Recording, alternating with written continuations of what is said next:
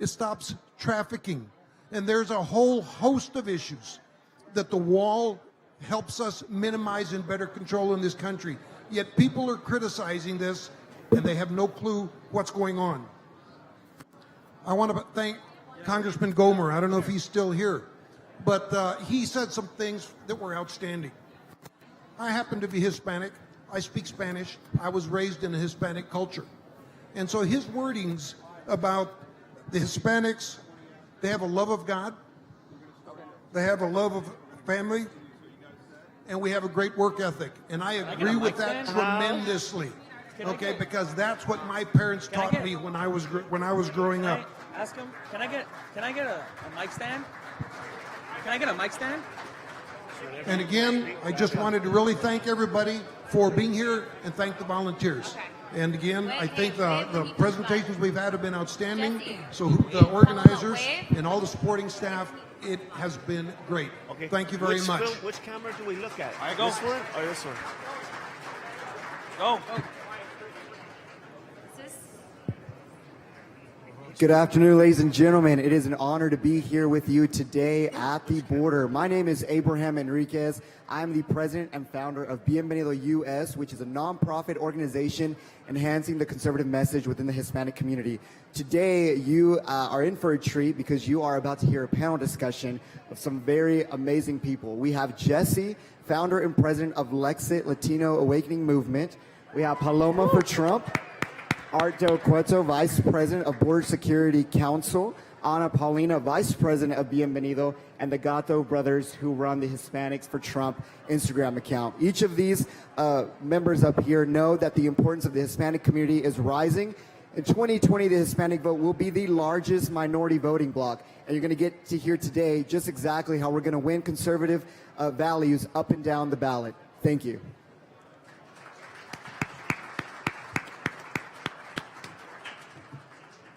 Everyone, my name is Ana Paulina. I'm the former director of Hispanic engagement with Turning Point USA. The reason, thank you.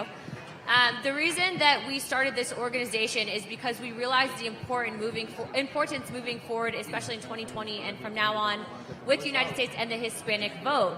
And that for a very long time, establishment politicians, not to talk smack on the GOP because I love what they're doing right now, but they had forgotten about the conservative Hispanic base. So a lot of people don't realize that conservative Hispanics, we're one in one. That is what we inherently are. So what ended up happening over a period of about 9 months is I located these individuals on social media, and we all connected and joined together to really spearhead this movement that hadn't been done before ever in U.S. history. Where I started and where I got involved in all this, and if you guys could settle down in the back real quick because this is really important. I started working with a nonprofit called Veterans for Child Rescue that dealt with human trafficking of children at the U.S.-Mexico border.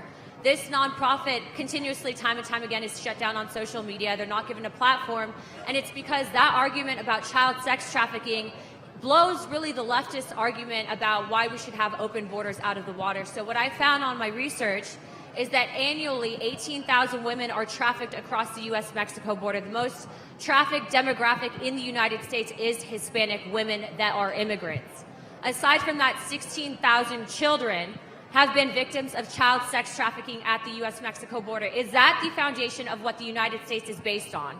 I thought that they outlawed slavery in the United States. Well, it's still happening every single day here in this country, and you have the entire Democratic platform using this as a political talking point. With that, I would like to turn this over to Art, who took me down to the border and showed me really what was happening on a regular basis. How you doing, El Paso? So my name is Art Del Cueto, and I was introduced. I'm the Vice President of the National Border Patrol Council.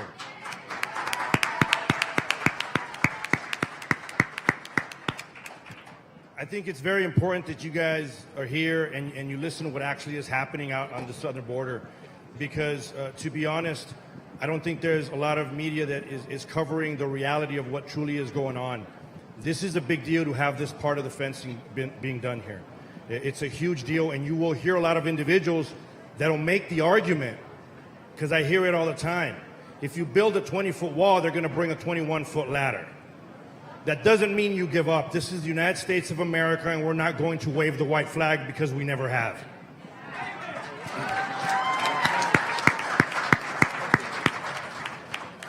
There's a reason I joined the agency. There's a reason I do what I do, and I'm not ready to give up.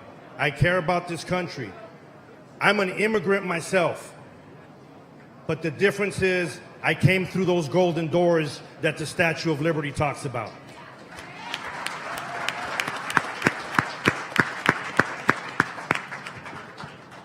There's a lot of things that are still going on. Obviously, the child trafficking, those stories are very, very much real. You hear a lot of individuals that are attacking the Border Patrol saying that they're separating children. The reality is these individuals are separating themselves. They're turning over their kids to drug smuggling organizations. They're turning over their kids to cartels that are human smuggling. They give their kid over. I work in Tucson, Arizona, near the Tohono O'odham Reservation.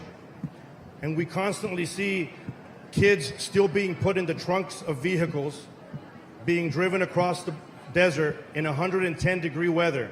That's 110 degrees outside. Can you imagine how hot it is inside the trunks of these cars? And people argue all the time that we're separating these kids.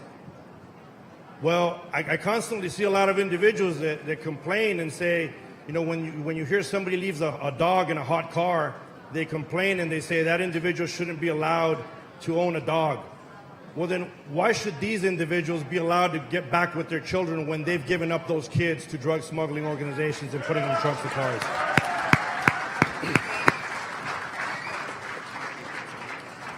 So just recently in the Tucson sector, we had a lady call looking for her child.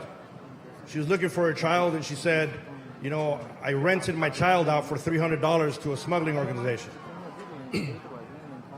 I don't know where my child is. Well, she probably shouldn't have rented her child out to a smuggling organization.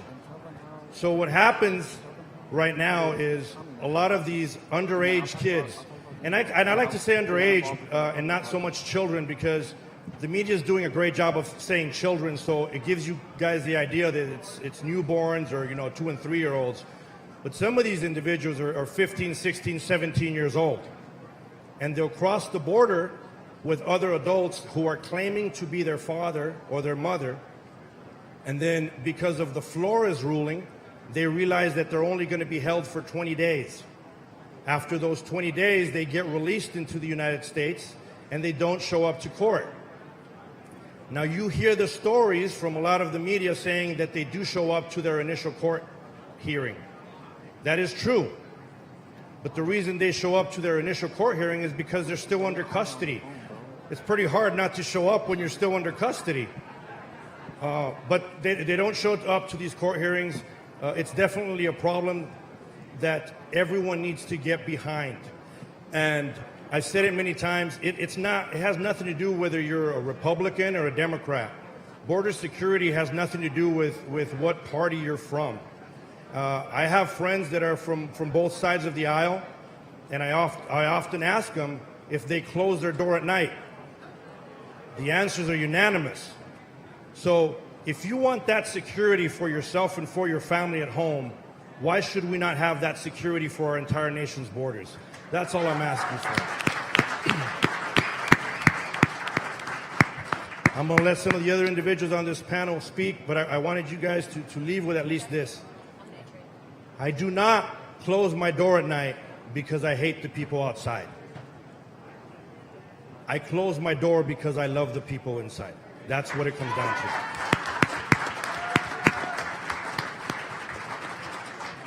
Now, some of you guys will notice we have 2 individuals on this panel wearing Lexit hats, and they're very special because Lexit stands for the Latino exit from the Democratic Party. What's so important... How's it going, What's so everybody? important about this panel now is, on a regular basis, what do you hear? If you agree with enforcing our nation's laws and borders, that you are called racist. There is a constant branding of being white and racist if you are enforcing this policy. But do we look white and racist to you? No.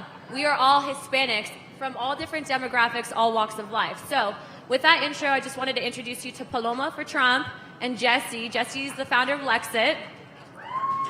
How's everybody doing? Yeah, I'm the founder of Lexit, the Latino exit from the Democrat Party. And yeah, we're just tired of the fake media and the Democrats just trying to manipulate Latinos for the votes, basically. We're telling Latinos to vote your godly moral values because most Latinos are mostly either Catholic or Christian. We align more with conservatism. So that's what we're trying to tell our people. Like, look at all of us up here. Look at this panel. Like me, I'm an ex-gang member from LA. All of us right here, we blow the fake left-wing fake media narrative away. You know what I mean? They try to say that, like she said, that the Republicans are only racist or whites or whatever. No, that ain't the case. There's all kinds. There's thousands of us in Lexit, Bienvenidos, and RNHA, and we support the president. We want the wall because the most ones affected by illegals is minorities. They're taking our jobs. They're moving in our communities, but they don't want to talk about none of that stuff. The one thing about Jesse, if I could bring it to your attention, is the reason why he's in a wheelchair is he's actually shot during a drive-by shooting. Jesse also had the special privilege of going to the White House recently, and because he posed in a MAGA hat, he was made fun of by a commentator on the news and called a cripple, and actually even called a white guy.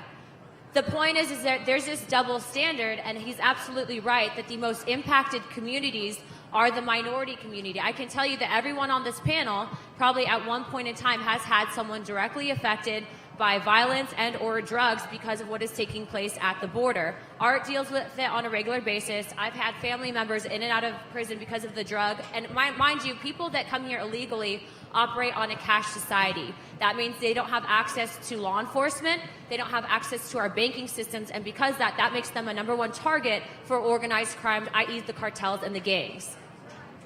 Paloma, do you want to take it over from here?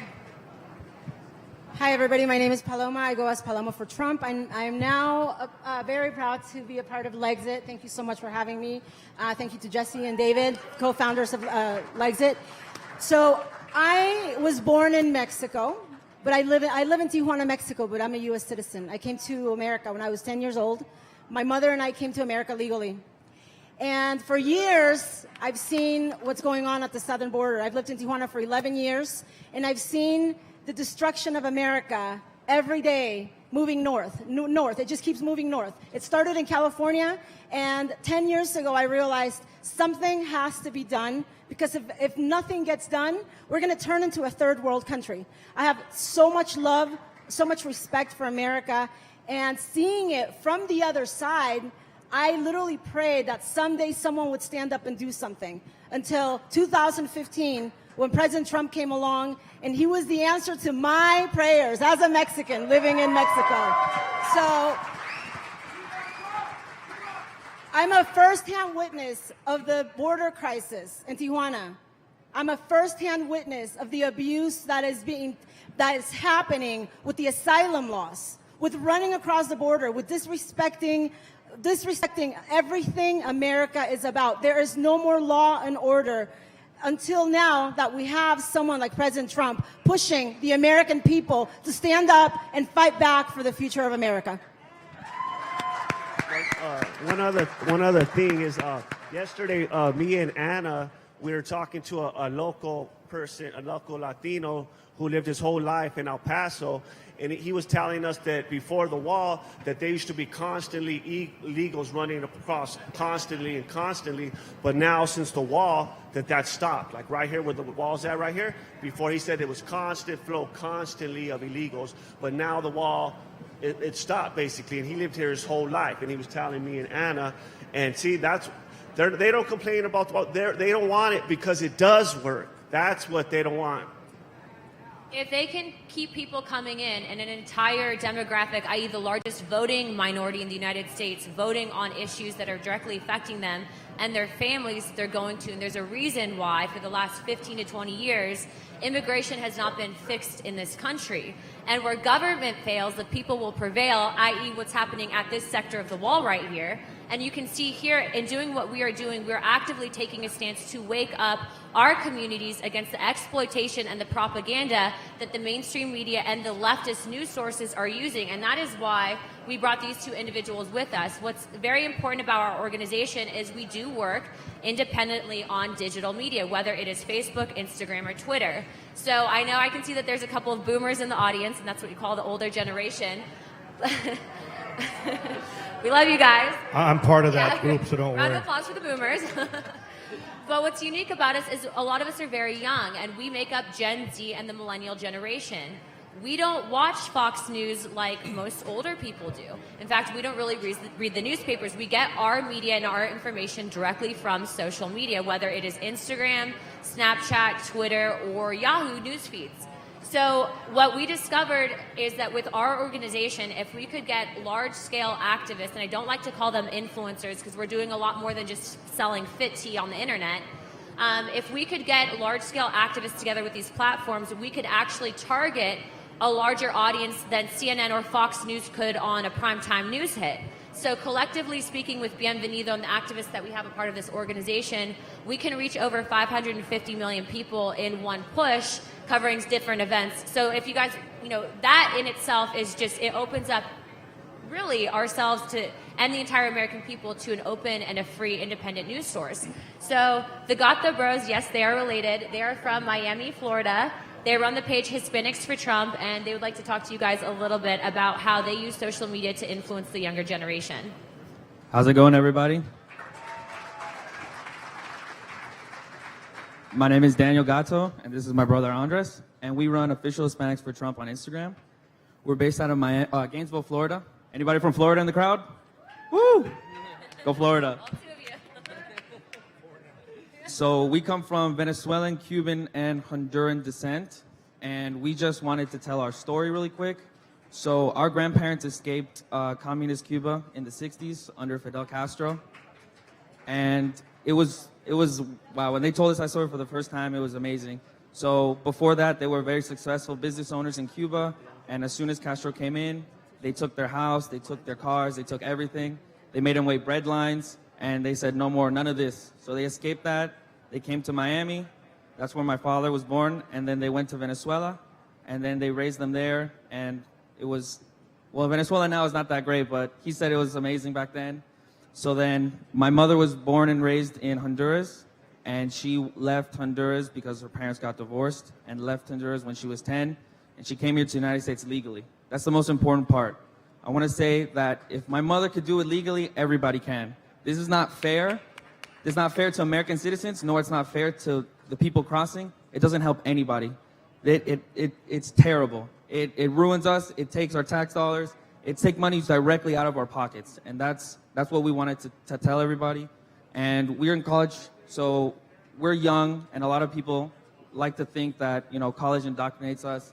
And it's true. We take classes that have nothing to do with politics. I took a public speaking class where one of the topics was why Trump's a bad president. It's like, what does that matter? How is that going to help me learn how to speak publicly? It doesn't, that just boggles my mind. And we were just sitting one day and we're like, we need to tell people that there's more people like us. Hispanics are natural born conservatives. They are family oriented. They are religious. Everything about Hispanics are conservative. So when I moved to Gainesville for college, I was only getting Democratic mail. I was only getting flyers for Democrat, all this. And I was like, why am I only getting this? Why am I being targeted specifically out for this? And I started, doing my own research, trying to gain my own opinion. And then we were like, we don't want that. And it's hilarious because we're targeted as an easy vote. It's super, it's true. I mean, we're only targeted, it's a convenient vote. Hispanics are a convenient vote because we're only targeted for elections, for midterms, for 2016, and now for 2020. So they talk to us when the vote comes, and they're like, hey, we'll promise you this, vote for us. 2 years, we don't hear from anything. And that's what we just wanted to let everybody know.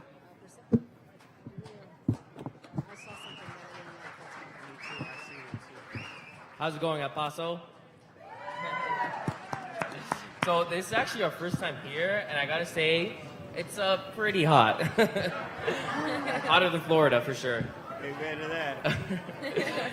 But yeah, so like my brother said, we run Official Hispanics for Trump on Instagram, and yeah, we just communicate. We communicate to the community in a different way that people think. So we'll get DMs, which is direct messages, and then we'll respond to people, and then we'll influence. Well, like Anna said, we're a little bit more than influencers. We're more like activists. We actually come to events like this and we talk to people like yourselves, and we try to spread the word out to everybody. So, yeah.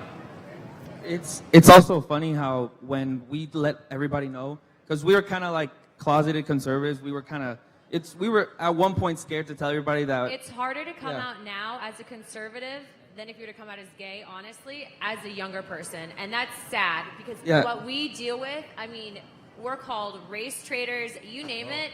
We've been called it on the internet. We've had our information doxxed because of what we're doing.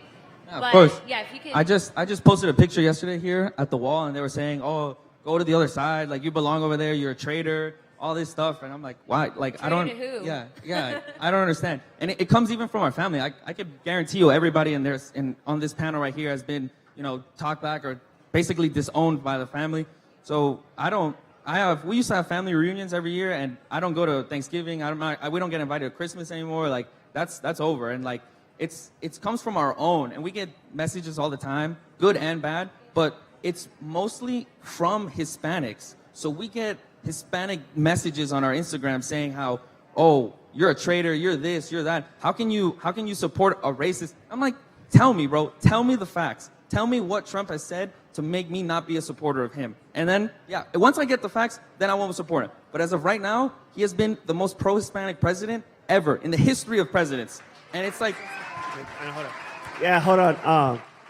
It's kind of ridiculous how they even try to call us racist, and they even to call Candace Owens racist, call Ben Shapiro a Nazi. The left is just ridiculous, and all they do is play Ilhan Omar is not a racist, right? Yeah.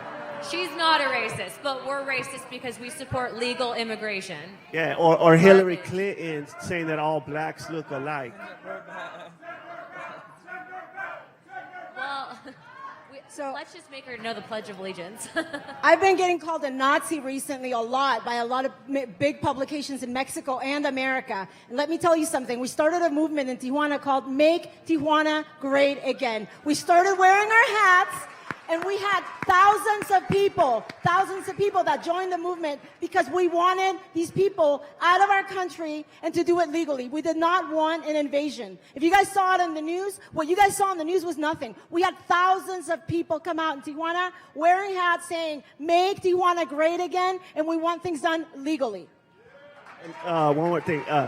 What they're trying to do to the left, they're trying to make Latinos and blacks hate whites. You notice that? They're being racist against whites, I see. That's what they're trying to do, is they could say anything about a white person or anything and nobody says nothing. But it's just sickly to me how all they do is play identity politics, and like they're trying to get minorities to hate whites. So I constantly get it from a lot of individuals, just so you know. When I'm not doing this, obviously I'm a representative of the National Council, but when I'm not here, I'm wearing a uniform and I'm out there.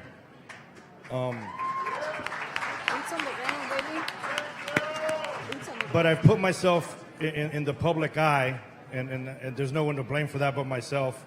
But I've had my home recently attacked several times.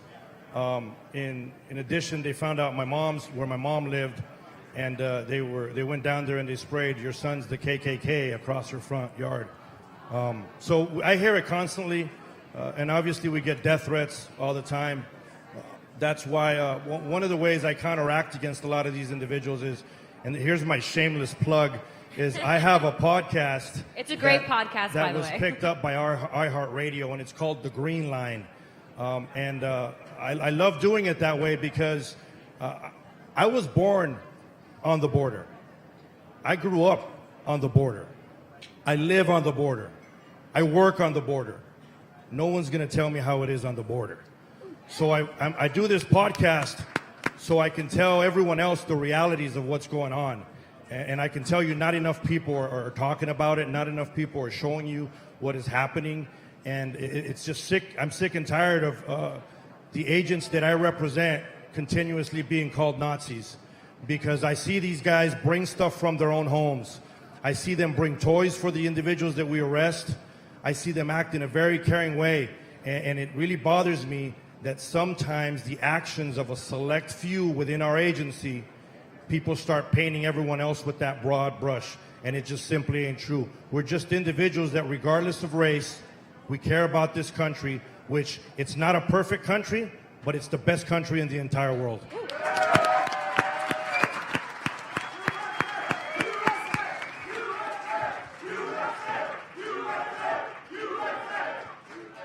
So obviously, being conservatives, we're pro-gun, pro-life, and pro-America. So I'm just going to go run down the panel real quick and ask them some questions as to why you guys think Hispanics are pro-life. Because of our godly moral values, because that's what the Bible says. You know what I'm saying? Definitely. We are Hispanics. We are God-fearing people. We do not believe in killing babies. Jesus.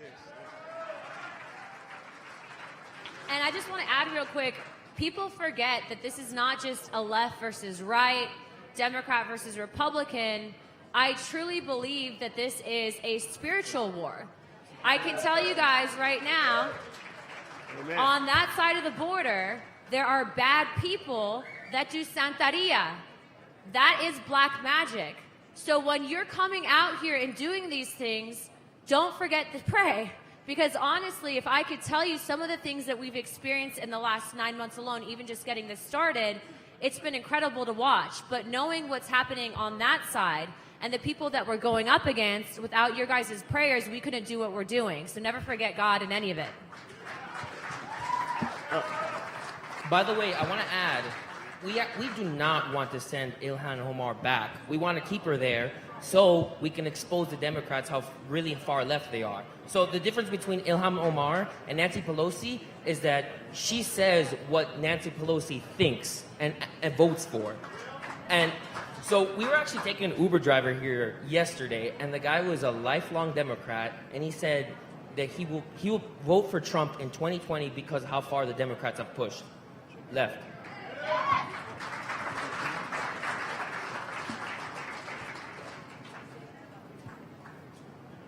So aside from that, I know I kind of touched on faith a little bit, but one of the aspects of what we do at Bienvenido is we launched a faith assembly because we realized that with conservative Hispanics and really what was happening politically, that the church's voices were being stifled.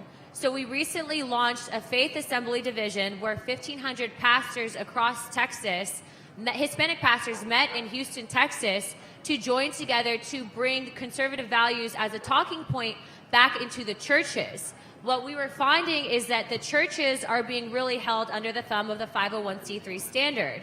So why is it that they can just give information, but they can't talk on what's happening politically? You're telling me that as a church, you can give information on how to give or how to have an abortion or where to go for one, but you can't talk about why morally you should not be encouraging that to take place. Part of the reason why we're all up here is we're aware of the human trafficking aspect.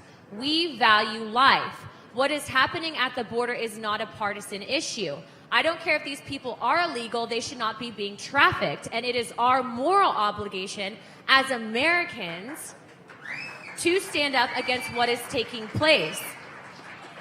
And if I could just have Art kind of fill you guys in on a story, I actually had the opportunity to go down to the border with Art. And it was for a documentary that unfortunately didn't go through, but he's told me this story.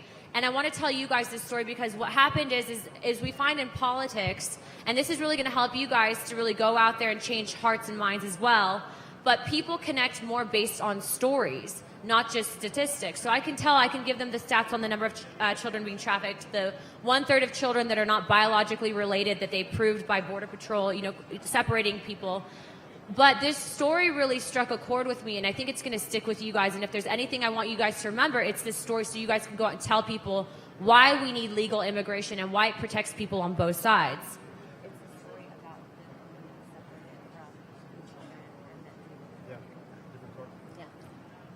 I kind of knew that's the story that stuck there. I just wanted to make sure. I didn't want to give. I got too many stories, man. I'd be here for the rest of the week. Unfortunately. So, this is what's strange because this started in the early part of my career, but we had constantly have vehicles that come across loaded with individuals, right? So you have vehicles with a bunch of illegal aliens, because that's the legal term. Don't let anyone change your mind. It's called illegal alien. Now, it's not a racial term. It has nothing to do with race. It's illegal alien. They try to act like it's only Latinos that are illegal. Yup. And we had a group that got arrested in a vehicle. They were taken to the station. They were processed.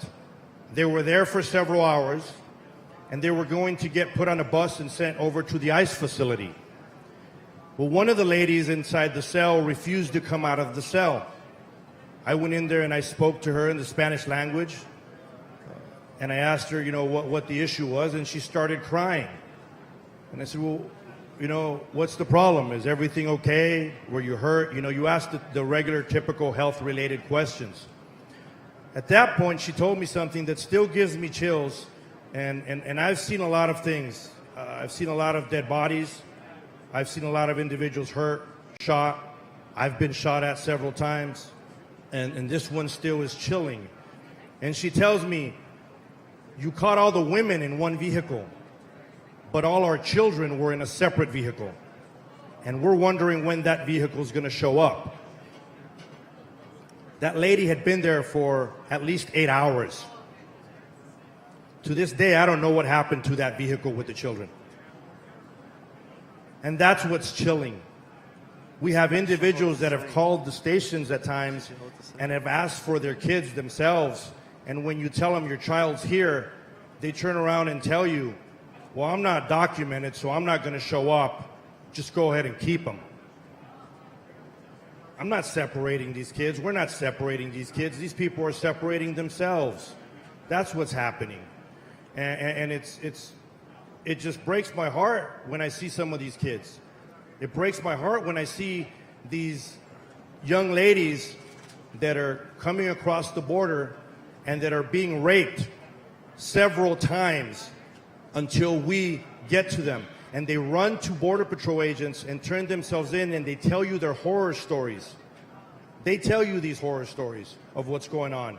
And I'm going to tell you right now, every time that I see these stories, every time that a child is separated, every time that we find somebody that has been killed, that has been raped, it's not on the hands of any of individuals that want border security. It's on the hands of the people that are creating those magnets that do not want border security, that want sanctuary cities.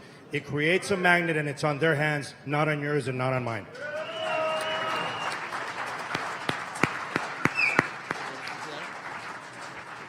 And we just want to blow away that narrative that all Latinos are for open borders, because all of us can tell you right here, we're not. If there's one demographic of people that truly understand the implications that it has on our entire community, it's us. And they don't want to give us that platform. And I thought it was very interesting that really mainstream media didn't want to cover this event, because if you know, and I can tell, when I went down to the sector with art at that particular part of the border, I was looking at the Twitter account for that Border Patrol agency, and they said in that open sector that there were 3,000 bodies that littered the desert from people who died attempting to make that crossing.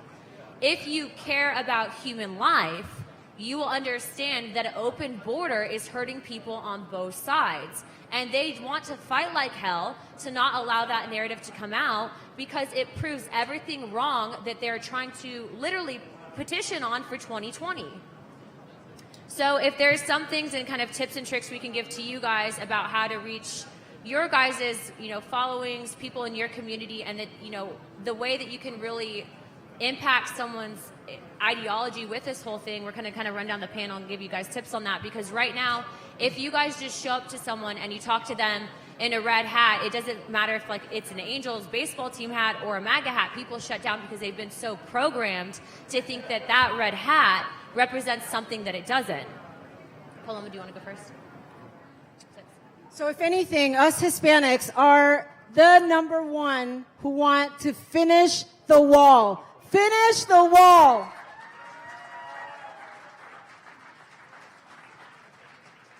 Yeah, and vote your godly values. Start doing your homework. And also, Acosta, Navarro, AOC, they don't speak for Latinos, eh? So make that We clear. speak for the majority of closet conservative Hispanics that do exist, especially in El Paso. And we've met a bunch of them, even just being here, that were like, hey, we can't come out as conservatives, but we think like you guys do. We just need a little bit of help. So everyone needs to work together on that. We just need to be united. I go up to Capitol Hill all the time, and I see some of these individuals that are on the other side of the aisle, and their unification is amazing. You got to give it to them. You know, we need to step up our game and make sure that we are able to reach both sides of that aisle and explain to them the importance of border security. It has nothing to do with political party. I've said it many times before. I'm going to let the rest of the folks speak, but I always say this before I end because to me it's very important, and I'm sorry if I offended. Actually, I'm not sorry. I'd like to thank my Lord and Savior Jesus Christ for giving me the opportunity to be here. Amen. Amen.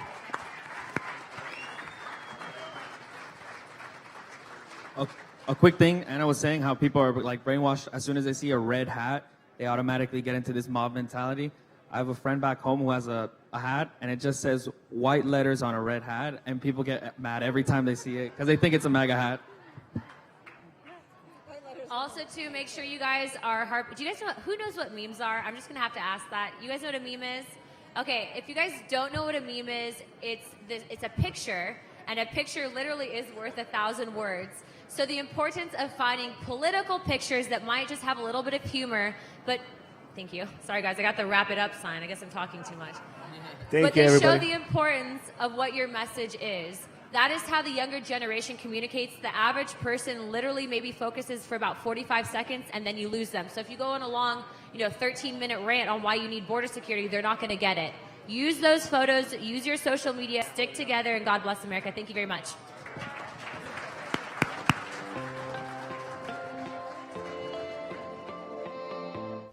The Symposium at the Wall, sponsored by We Build the Wall, Numbers USA, Citizens of the American Republic, Black Americans for a Better Future, Angel Families, Citizens United, and Human Events.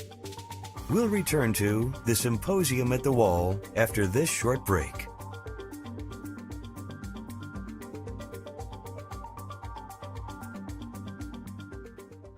This is a show of hands question, and hold them up for a moment so people can see. Raise your hand if your government plan would provide coverage for undocumented immigrants. The drug cartels are controlling who crosses the border. They make a lot of money smuggling drugs. They make a lot of money smuggling people. Right. She voted twice against bills that would have provided more resources for these migrants in these facilities, and then she goes down to the facility and say they're not getting the right resources. The cartel and crime gangs across Latin America and beyond are focused on getting people and drugs to the United States.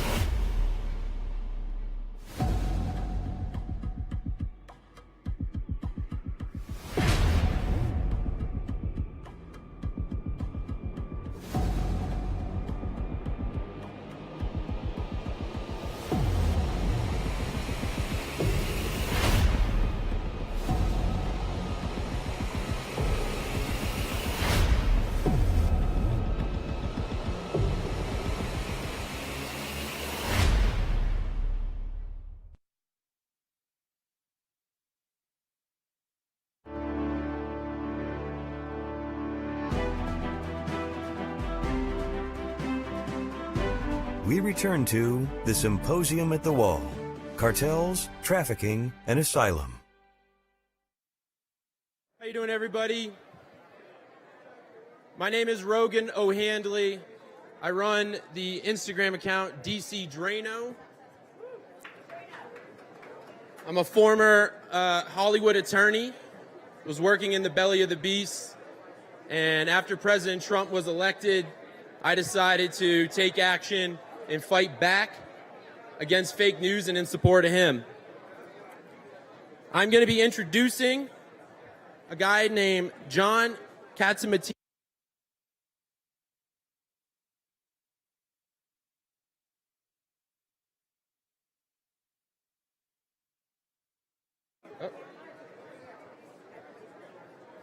Keep going.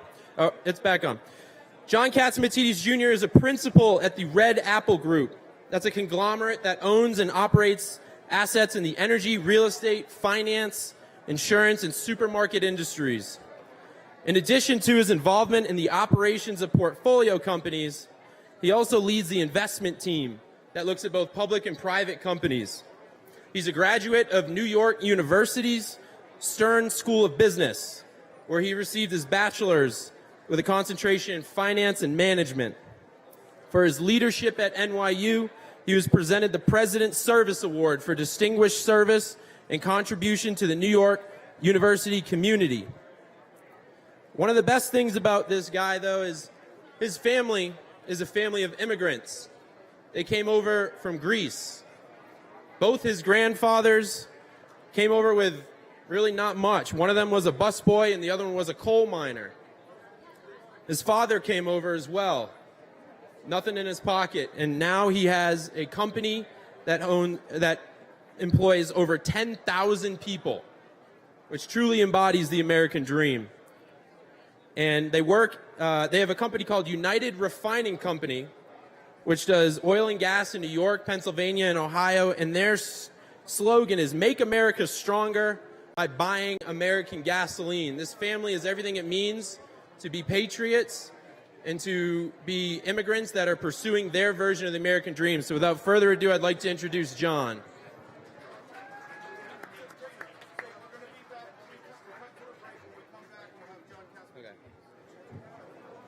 Quick scheduling change. We are going to be cutting to a break. When we come back, we will have John. Sorry to keep you waiting.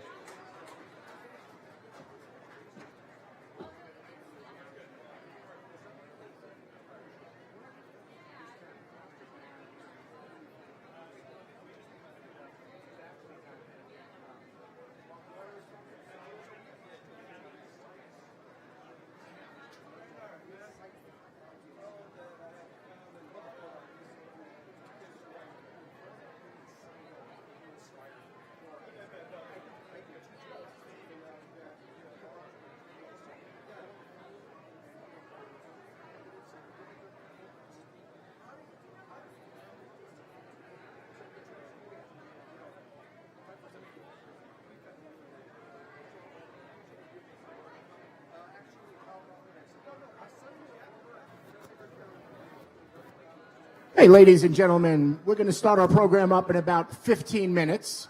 So we're going to ask you to kindly grab your lunch and please sit back down.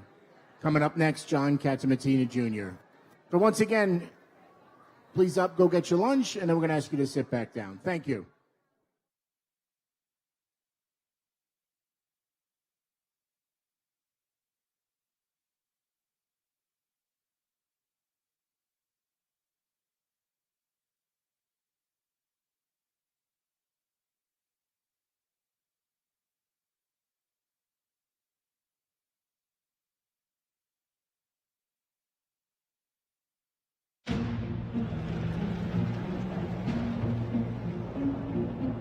Borders now are more secure than they have ever been in history. We strengthen security at the borders so that we can finally stem the tide of illegal immigrants. The borders are as porous as a sieve. What we're seeing is a kind of breakdown border. Tens of thousands streaming across the border from Central America. Our federal government has opened our borders and said, here we are, come on in. The actual number that is crossing is unknown. They're coming through us and they're coming to Middle America. What is happening on the border of our country today is going to be the interior of the United States tomorrow.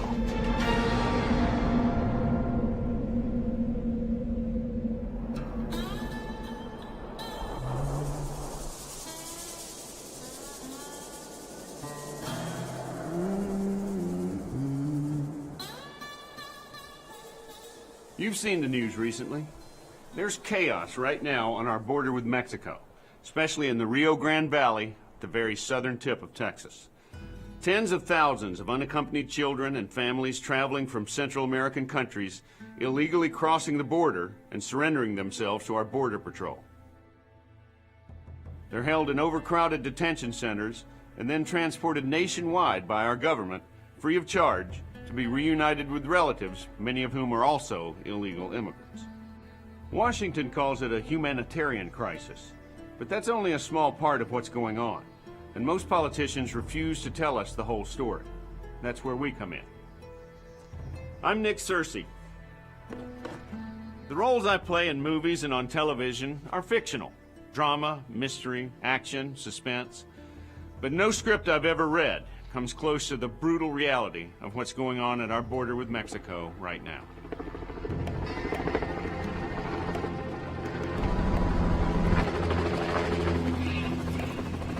The border is nearly 2,000 miles long and is the most frequently crossed international border in the world, with about 350 million legal crossings being made annually. Those aren't the ones that concern us. According to U.S. Border Patrol, last year more than 414,000 people, many from countries other than Mexico, were apprehended trying to illegally enter our country. In reality, that represents only a fraction of the number who actually made it through. The real number is unknown.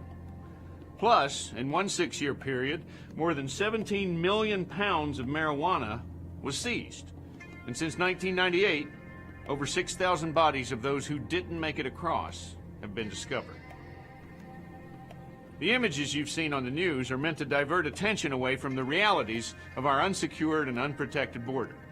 We wanted to cut through the fog hanging over this problem. So we went to the border, and we saw for ourselves. This isn't just about children. Far from it. There is a border crisis, and you need to know the truth about it.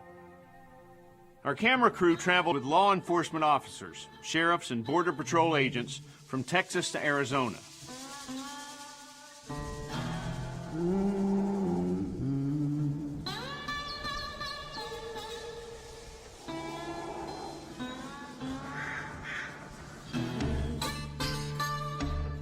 These are the people you need to hear from.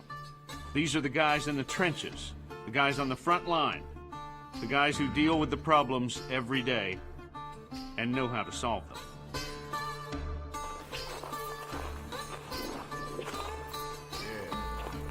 Who's going to solve the crime along the border? Who's going to solve the rapes along the border? Who's going to go out there and pick up bodies from the lake when someone drowns trying to cross that river? U.S. government's not going to do it. U.S. government's already said that's a local responsibility. At the end of the day, the sheriff's office gets the first phone call. We're responding, no matter what. They don't call the FBI, they don't call the National Park Service, they call the sheriff's office.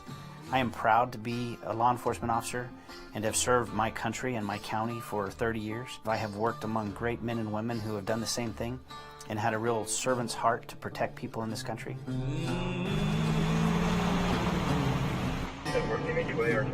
We feel like we're doing our part on our southern border.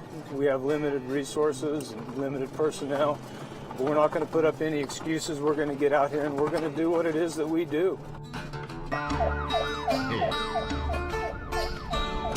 One driver, one possible IA passenger seat. As soon as we pulled him over, he popped up in the back seat. Looked like he wanted to run. Where does he claim he's from? We take our laws and the rights of our citizens very, very serious.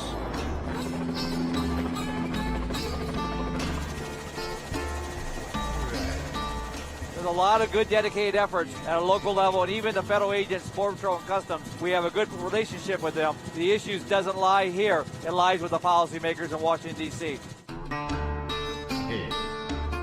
You know, I've been watching a little bit on C-SPAN, and a lot of them folks up there don't have a clue. And I just want to invite them to come to the border, travel all the border to get a true picture.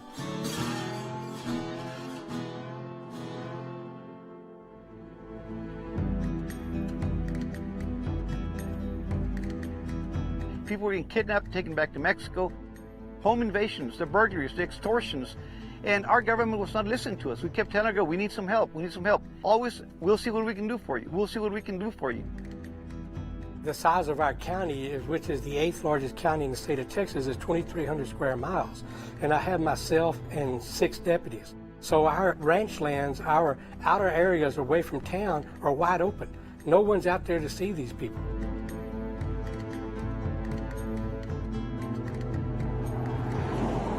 One of my deputies has a vehicle stopped that has what we call one-on-one, a U.S. citizen driver and an illegal alien in the vehicle that he's probably smuggling to the United States. All these county sheriff's departments are underfunded, they're undergunned. They are expected to help control illegal aliens across the border. That is not supposed to be their job. They're supposed to be taking care of civil disputes, et cetera, et cetera. Instead, they are having to do the federal government's job that Washington, D.C. refuses to deal with. Washington has created a wide-open border by refusing to enforce existing laws and by creating magnets that draw more illegal immigrants. Sheriffs and Border Patrol agents often have vast territories to cover. No one has anywhere near enough manpower to patrol it all. And the fence? The physical barrier into our country? In most places, it is little more than a joke. Some fences that are put up couldn't even keep a cow out. Other parts of the fence where it looks nice to the public, there's no one there watching it. We have a fence here that was put in, I want to say 7-8 years ago, and it runs the length of about 2.8 miles or something like that. So people just walk around it. It turns into a barbed wire field fence, 5 foot tall. Border Patrol agents are stationed few and far between, often concentrated in bigger cities, hampered by a lack of resources and demoralized by directives from the administration that force them to break our laws, violate their oaths, and even prevent them from defending themselves when attacked. Instead of using resources to secure our border, Washington prefers to spend taxpayer money on a wide range of wasteful projects. Instead of upholding the Constitution and keeping America safe, programs such as the Popular Romance Project, hurricane emergency funds being spent on TV ads, grants to develop games based on the zombie apocalypse, and more, are routinely funded instead of directing the money where it's needed the most. Unfortunately, a lot of times we don't have the means, the manpower, the time to cover our entire area, especially with this mass influx of unaccompanied children or the women and children. It's diverting so much of our time and resources that we're not covering the areas that we traditionally cover. If you look at the numbers that I guess the service will tell you that we're looking at an 80 to 90% apprehension rate. In actuality, we're looking at a 30% apprehension rate. So 70% of what comes across that border gets away. So who's coming across that wide open border? The current surge of illegal immigrants includes many people officials refer to collectively as OTMs, or people who are other than Mexican. For those OTMs from Central American countries like Guatemala, El Salvador, and Honduras, it can be a 1,700-mile journey to the U.S. border. A dangerous journey that can include a long train ride on what is called the Beast.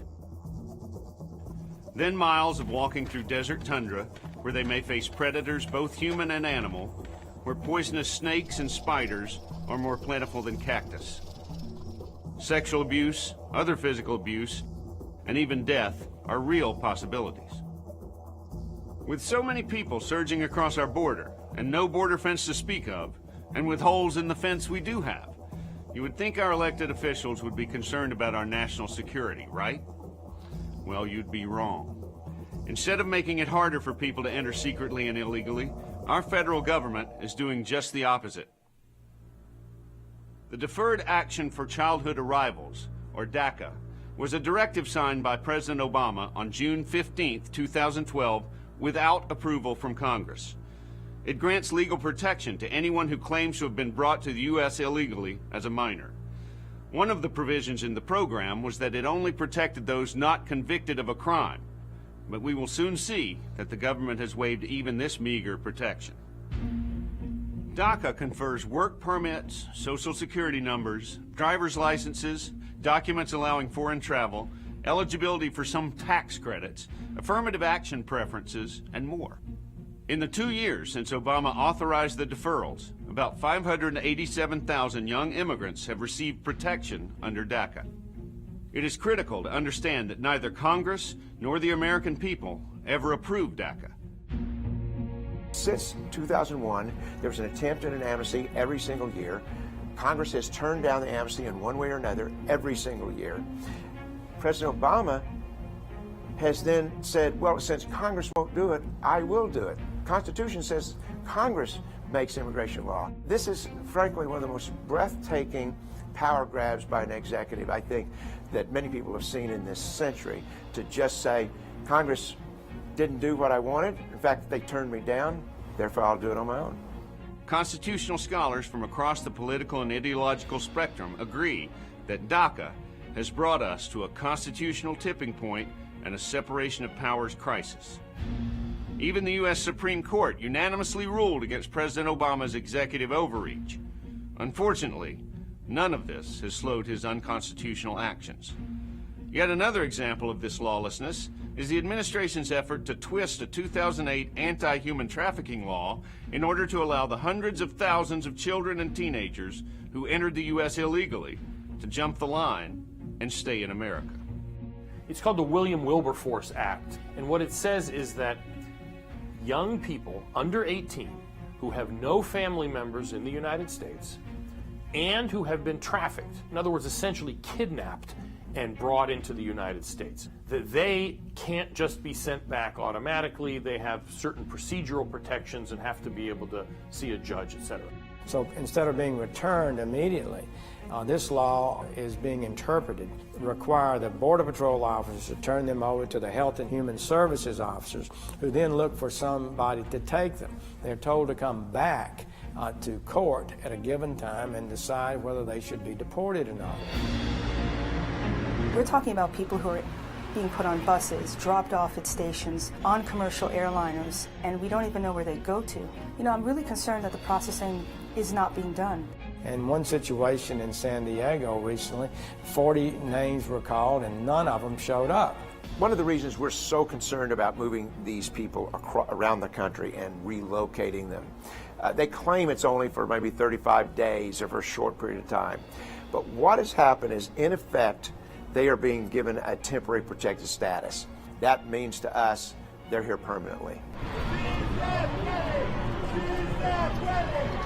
The political narrative of this administration is that they're refugees, and therefore, somehow or another, regular immigration law shouldn't be applied to them. The President of the United States has essentially sent out an advertisement that if you can get into America, you get to stay.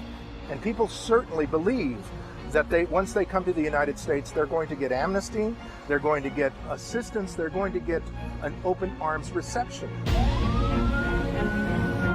Once we apprehend somebody, once we arrest somebody, it's taken from our control. It's given to ICE and ultimately Health and Human Services, and they just do whatever they're going to do, and there's nothing we can do about it. And it doesn't seem like they actually have a grasp on the severity of this situation. The border is more secure now than it has been ever. We know that the terrorists who attacked us on 9/11 committed what's known as immigration fraud. The aliens who attacked us gamed the visa process, gamed the immigration benefits program. Mike Cutler is a former special agent with the Immigration and Naturalization Service and has been involved with immigration law enforcement for more than 30 years. The 9/11 Commission was very clear about how immigration played a pivotal role in the attacks. Once terrorists had entered the United States, their next challenge was to find a way to remain here. Their primary method was immigration fraud. Terrorists in the 1990s, as well as the September 11th hijackers, needed to find a way to stay in or embed themselves in the United States if their operational plans were to come to fruition. This could be accomplished legally by achieving temporary worker status. Look at the 9/11 Commission and what they said about immigration benefits, temporary work permission. That's what DACA is. So here we have a clear warning from the 9/11 Commission that was convened to find out what went wrong so it wouldn't happen again. And now there is a program in place that blithely ignores the failings that enable the terrorists to enter our country and attack us. If you want a criminal activity to stop, you impose penalties. Here we're providing every possible incentive. If people believe that there's an amnesty coming, it's going to make people, one, more desperate to get here, and two, once they get here, more desperate to get away. We're seeing more assaults on our agents. We're seeing a lot more gunfire coming from the Mexican side.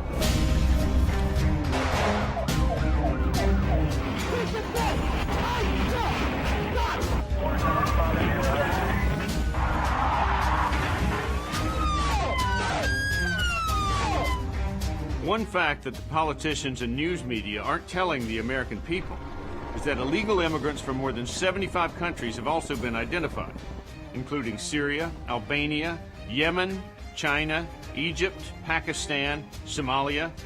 Even people from nations currently suffering from the world's largest Ebola outbreak have been apprehended attempting to sneak across the wide-open U.S. border. We're talking about people coming in who are under duress. They've traveled 1,700 miles. They're malnourished. They're dehydrated. They've been in conditions that breed infection. They're bringing over contagious diseases, which can affect everybody that they come in contact with. A large percentage of what is coming across is unknown. They're not all from Central America. They don't all speak Spanish. We don't know who they are, and we don't know where they're going. As of July 20th, 2014, 1,443 individuals from China were caught sneaking across the border. You have individuals that have been caught with tattoos on their shoulders and their back who are known to be soldiers for the Cabiles, the Guatemalan Special Forces, military special forces. You have individuals here that have ties to Egypt, Egyptian government, or Egyptian cartels. They're coming into the country.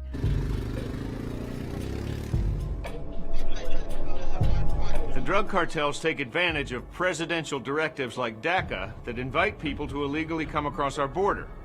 The cartels are controlling who comes over the border and where they come across. There's nothing saying that these people coming across couldn't walk across the bridge, and it would probably be easier for them. They wouldn't have to go through the mess they go through. On top of that, it's not illegal to present yourself for asylum at a bridge as opposed to entering illegally into the country. These guys don't have a choice. The cartels tell them, you're going to cross here, you're going to cross this river, and this is just where you're going to do it, knowing that it's going to tie up the Border Patrol, so we can't cover these areas where they're bringing drugs across simultaneously. These cartels are very complex, they're very deadly, they're very dangerous. We know that. They live on the border, they have a product, and they'll do anything they can to get that product through. And once you get across that fence, it's wide open.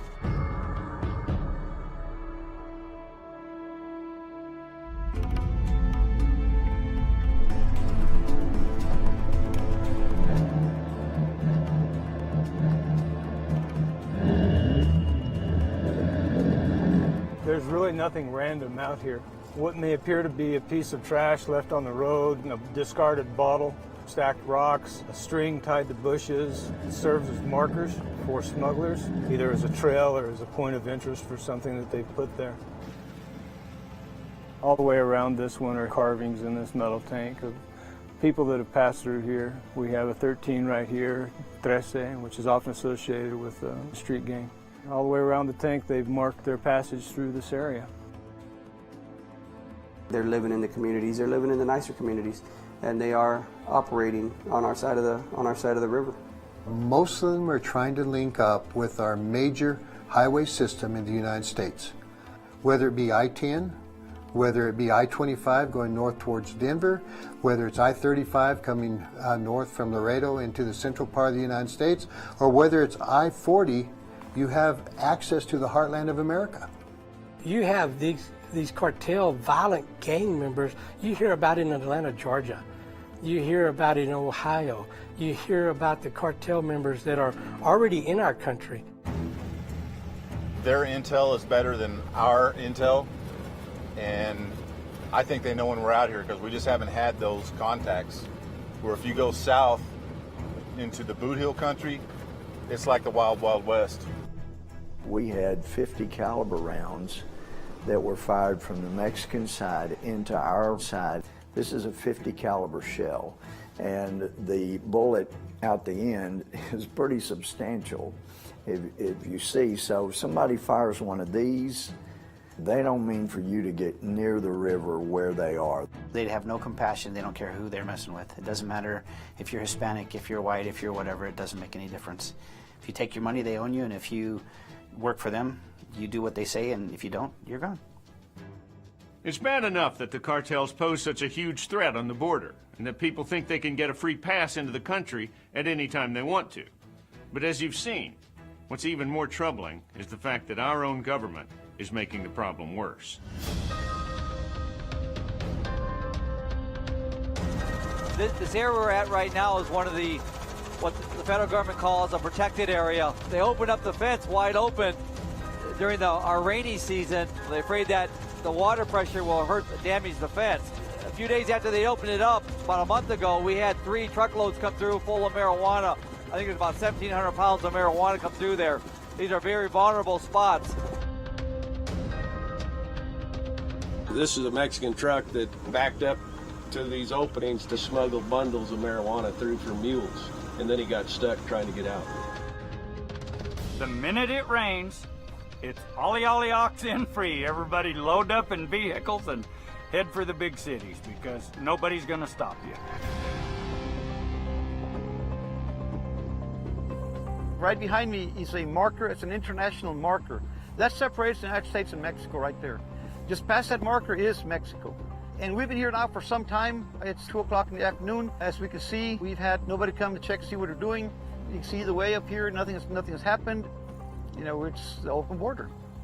We're trying to secure this border, and at the same time, they're cutting the agents' hours. If you're creating gaps in our coverage, obviously that's what people are going to cross because they know when we're coming on, they know when we're going home. Who is the real problem? Is it the person that's bringing the drugs across the border, or is it the administration that's helping them do it? It puts the local people in a very bad position. I've been dealing with this for 24 years. Because of lack of border security, 50% of my time on this ranch is spent fixing things or checking to make sure everything is okay. As far as you can see, we're looking at Mexico. We don't have anything delineating our border between the two countries. People can bring anything, any numbers of people carrying anything they want across right here. There's absolutely no barrier at all. Our border's on fire, and Washington is just sending us gasoline.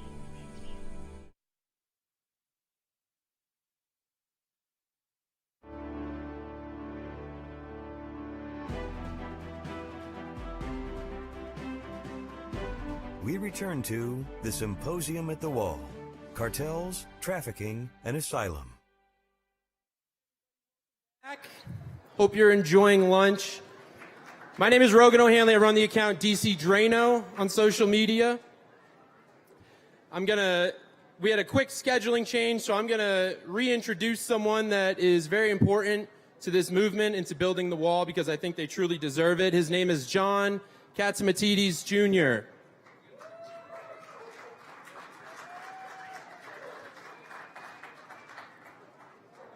John is a principal at the Red Apple Group, which is a conglomerate that owns and operates assets in the energy, real estate, finance, insurance, and supermarket sectors. In addition to his involvement in the operation of portfolio companies, which is tough stuff. I remember I was a corporate lawyer and worked on that stuff. That's no joke.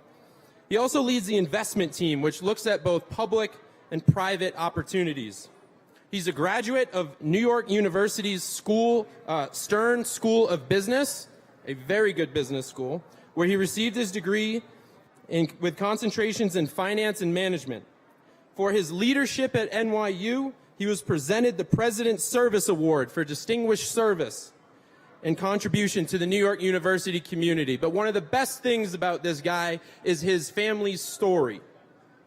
Both his grandfathers, one of them was a busboy, one of them worked in the coal mines. They immigrated over from Greece with barely anything in their pocket, including his father, who is the perfect example of building and living the American dream. He came over with nothing, and now he has a company with over 10,000 employees. A true asset to this country.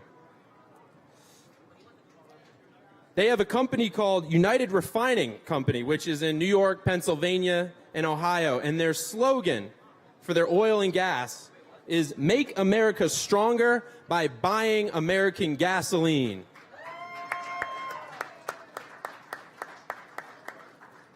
It's families like John's that are helping build up this country and serve as a shining example to other immigrants wishing to do the same. It is possible. The American dream is possible, and his family has proven it. So without further ado, I'd like to introduce John.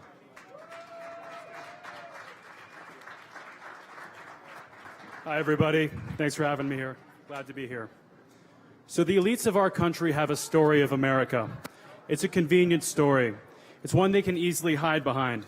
It's the same story that was indoctrinated into me, and it's the same one that is indoctrinated into your children. The elites of our country describe America as an idea, a place where what really matters are the notions that determine government policy and not the people itself.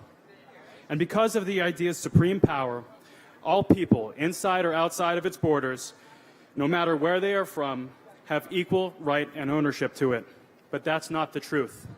America is more than a country of ideas. It is a country of people. It is a nation of laws and a nation of borders. It has and is and always has been a nation of people. Just as there is a Greek people, just as there is a German people or a Russian people, there is an American people. Whether born here or immigrated here and assimilated to our ideals, those are the only people who should be electing officials, who should be creating policy that are only in service to the American people. Our elites tell us that instead we must give every trespasser and overstayer a pathway, that no person can be illegal. That's true in a nation of ideas and not people. America is only an idea. Let's big business and big government work together to make decisions for the many, for the benefit of the few. Empowered by this idea, this lie that America is just an idea, their decisions have brought death and despair to Americans and to countless others across the globe. Death rates are spiking all across the country, and our foreign entanglements have no end in sight. They have enriched others and themselves at the expense of their own. We must change these systems, but it will not be easy. It will take time, and it will not be immediate. Looking for quick fixes could make things worse. As the song says, Band-Aids don't fix bullet holes. What I'm talking about absolutely. What am I talking about exactly? When our elites created NAFTA, perhaps the single worst trade deal that our country has ever seen, a trade agreement that cost millions of Americans a breadwinner's job, it was a choice. Big business showed their true colors. They pointed their right hands, trying to disguise it as the American ideals of capitalism and free markets, and they counted the redistribution of wealth away from the middle class behind their backs with their left. When a chamber of commerce or a think tank demands more foreign labor and lectured us on comparative advantage and capitalism, who were they trying to help?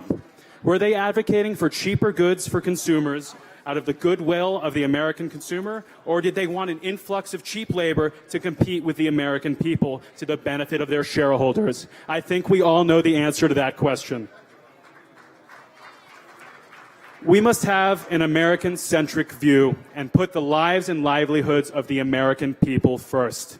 For decades, our elites and politicians have ducted policy that has made foreign countries wealthy at the expense of our own, has made foreign armies stronger at the expense of our own, have invested billions of dollars into foreign infrastructure while allowing ours to decay, and most importantly has redistributed wealth from the middle class and the middle American family manufacturing worker to the top 1% and to the elites in the country.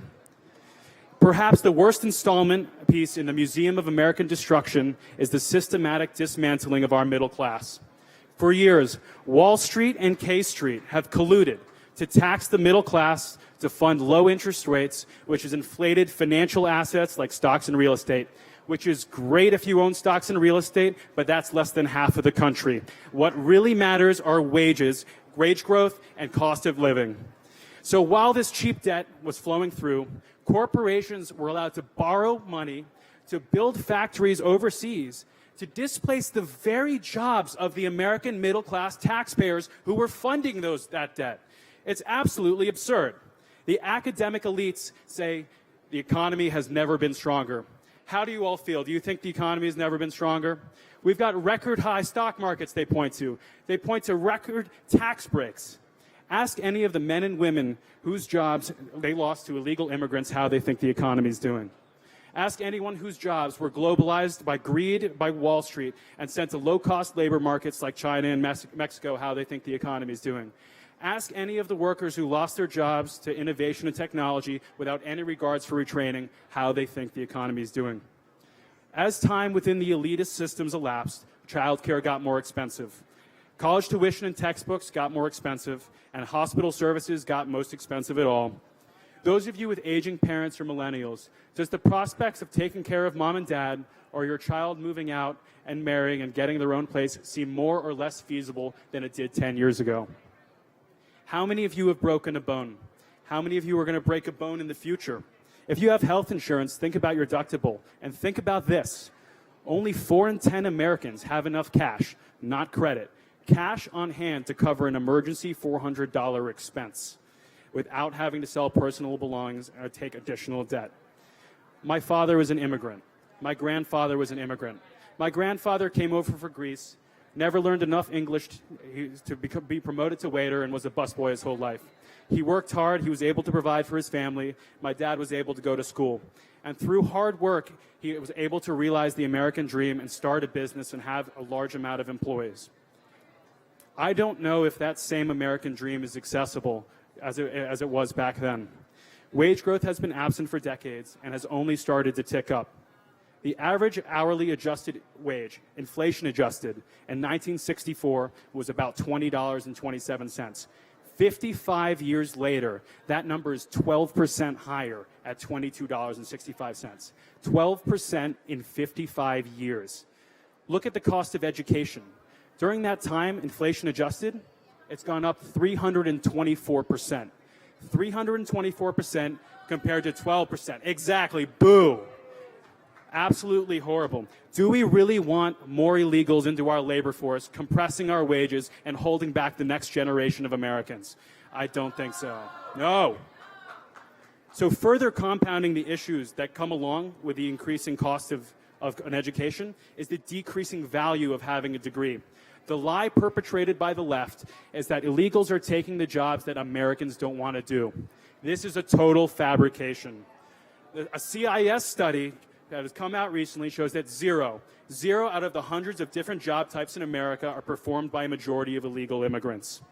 Since 1996, the labor participation rate of 16 to 19-year-olds has fallen from over 52% to 35%. Does anyone here actually believe that's because Americans don't want to do those jobs? I don't think so. So let's look at our kids. Our kids come out of school with large amounts of debt and the promise that they will be able to get a job. Hopefully the whole reason why they went to school in the first place. When they walk out of those ivory towers, what they're greeted with is little to no job prospects and tens of thousands of dollars of debt. So if they go out and they look and they try to find a job and they can't find one, they look at what they would have classified as their fallback jobs. But fallback jobs for college students. These are great, honest, hard-working manual labor jobs. But what's happened to those jobs? Have they been globalized and exported by the greed of Wall Street to low-cost labor markets like China and Mexico? You're right, they are. Have they been displaced by the 25 million illegal immigrants in the country? You bet. And then on the other side, besides this large amount of people who can now not look for a job on that side, are competing for the very jobs. But then if they're in STEM, science, technology, engineering, and math, they try to find a job at Facebook, at Apple, at Netflix, or Google. Companies that are very happy to take our tax break and use all of our resources are importing record numbers of H-1B technical labor, displacing the American technical worker. It's an absolute disgrace. Gets me going. Is it, because of all this, is it really such a mystery as to why millennials have fallen prey so easily to the socialist agenda? They're being pushed from both sides. Silicon Valley is the same. There's an old joke. a cruel joke that was popularized in my generation by the television show South Park. It satirizes the men and women, the 5 million men and women breadwinners, not just them, all of the people in their communities and their families that got affected by that, who lost their jobs in NAFTA, by them continue to scream more and more incoherently, "They took our jobs." Today, ask any American computer science grad what their opinion of the H-1B visa program is. You'll know what they'll say. Amazon, Google, and all of big tech are importing record technical labor. The struggles of our agricultural farmer workers, manufacturing workers, and construction workers were ignored then. The struggles of our STEM students are being ignored now. The people allegedly responsible for taking care of our workers in pain, the kinds of workers who lost their jobs to NAFTA, got injured on the job, and just needed a little help to get through the pain. The people supposedly trying to take care of them, the pharmaceutical industry and the FDA created prescription opioids that addicted and killed millions. Let this sink in for a second. For every 1% increase in the unemployment rate in a county, there is a 3.3% increase in drug overdose deaths. I could only imagine how many beautiful Americans would be alive today had the leftists and the elites not put illegals before Americans and profits before people.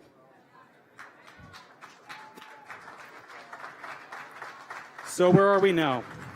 America now has the highest opioid addiction and mortality rates in the world, surpassing places like Russia, Laos, and even Somalia. The Sackler family isn't in jail, and the Smithsonian won't remove their name. The endless number of profiteers of this human carnage won't see a day in court. Is this really how we want our country to operate? It's just not how things should work here. The elitist systems I described were an active policy choice to reward existing and encourage future offshoring of American productive capacity. Has this thing made things a little cheaper? Sure. Cell phones became cheaper, TVs became cheaper, software became cheaper, entertainment devices became cheaper. But at what cost? When the investor class complains about growth, remember the opioid deaths in America. Think about a son crying at his father's funeral, a man who worked through the pain as well as he could to support his family.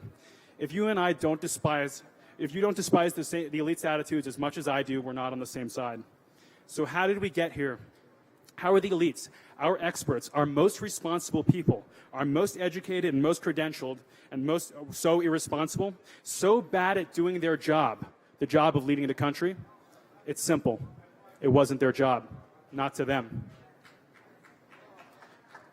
To our elites, with their convenient story about America, there is no American nation. There aren't an American people like all of you, without whom there is no America. America is just a place defined not by people, but by ideals. And its profitability has to be maximized. And by this metric, the elites have never done better.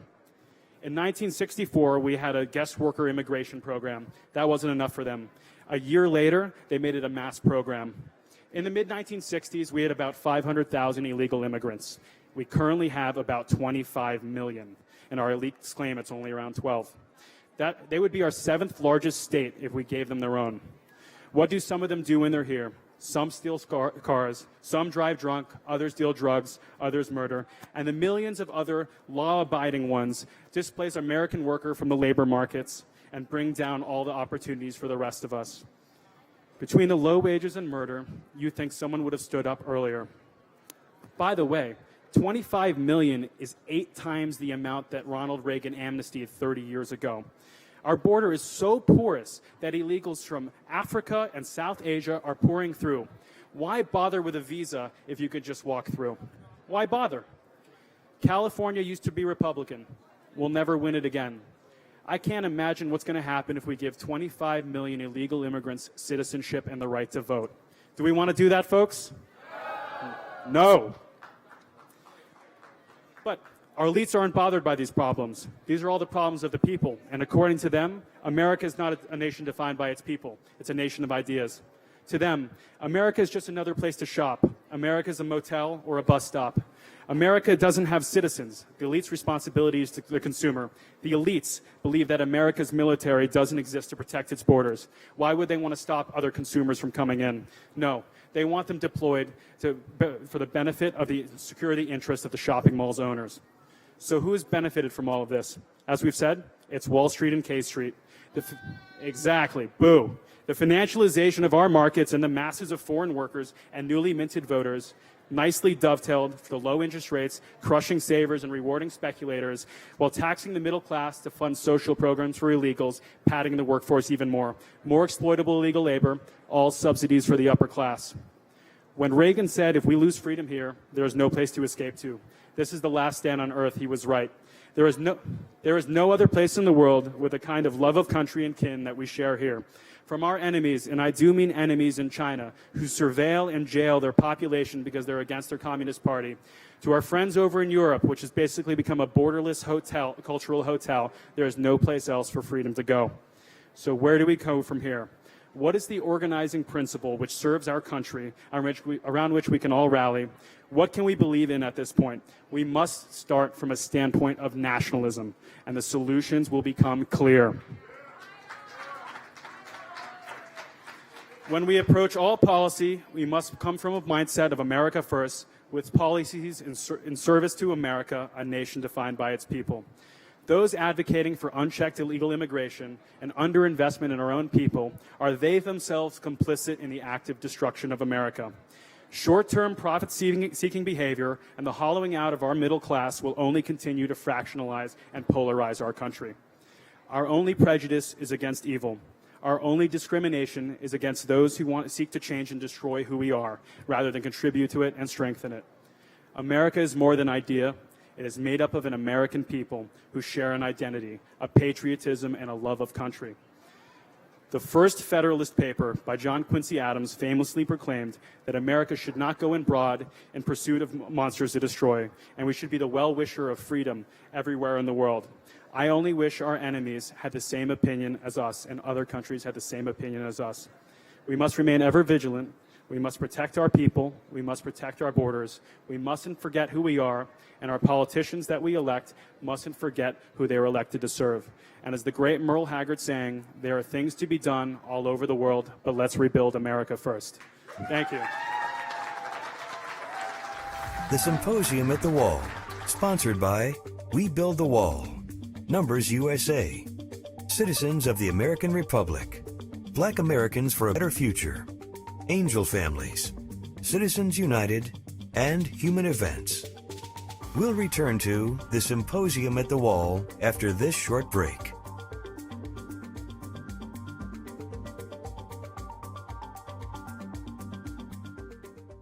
This is a show of hands question, and hold them up for a moment so people can see. Raise your hand if your government plan would provide coverage for undocumented immigrants.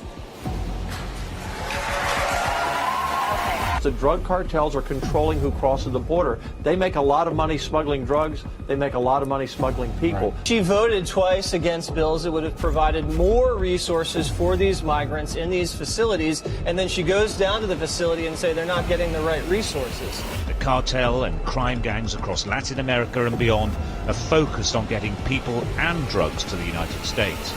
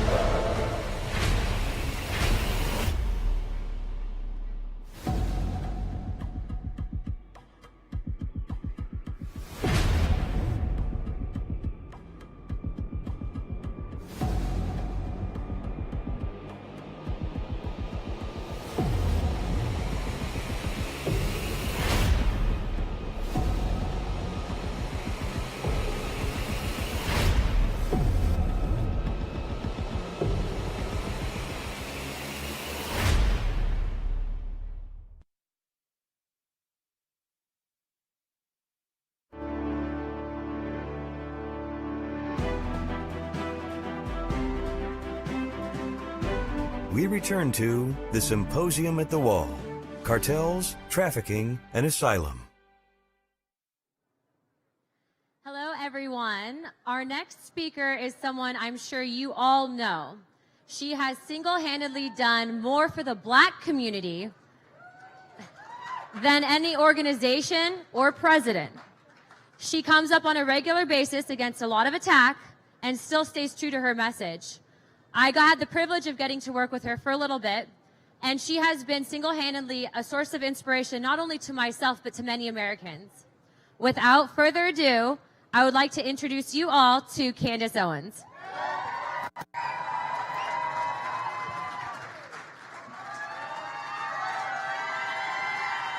Hello. Hello. How epic is this? I love this. I love this because there are just Americans of every different color that are in here. I see white Americans, black Americans, Hispanic Americans. Exactly.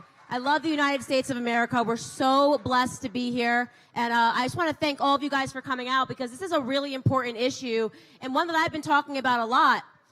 A really important question that I think everybody should ask themselves is what is it about progressive policies that always seems to lead to regressive results for Americans, right?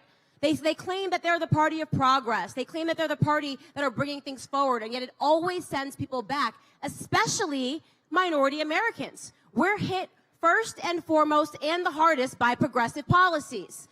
How many people in this audience are Hispanic? Look, oh my goodness, wow. Can someone do a camera pan? How many are just minorities? Raise your hand in the audience, right? Isn't that funny? I thought the wall was racist. Why are there so many minority Americans here today supporting it, right?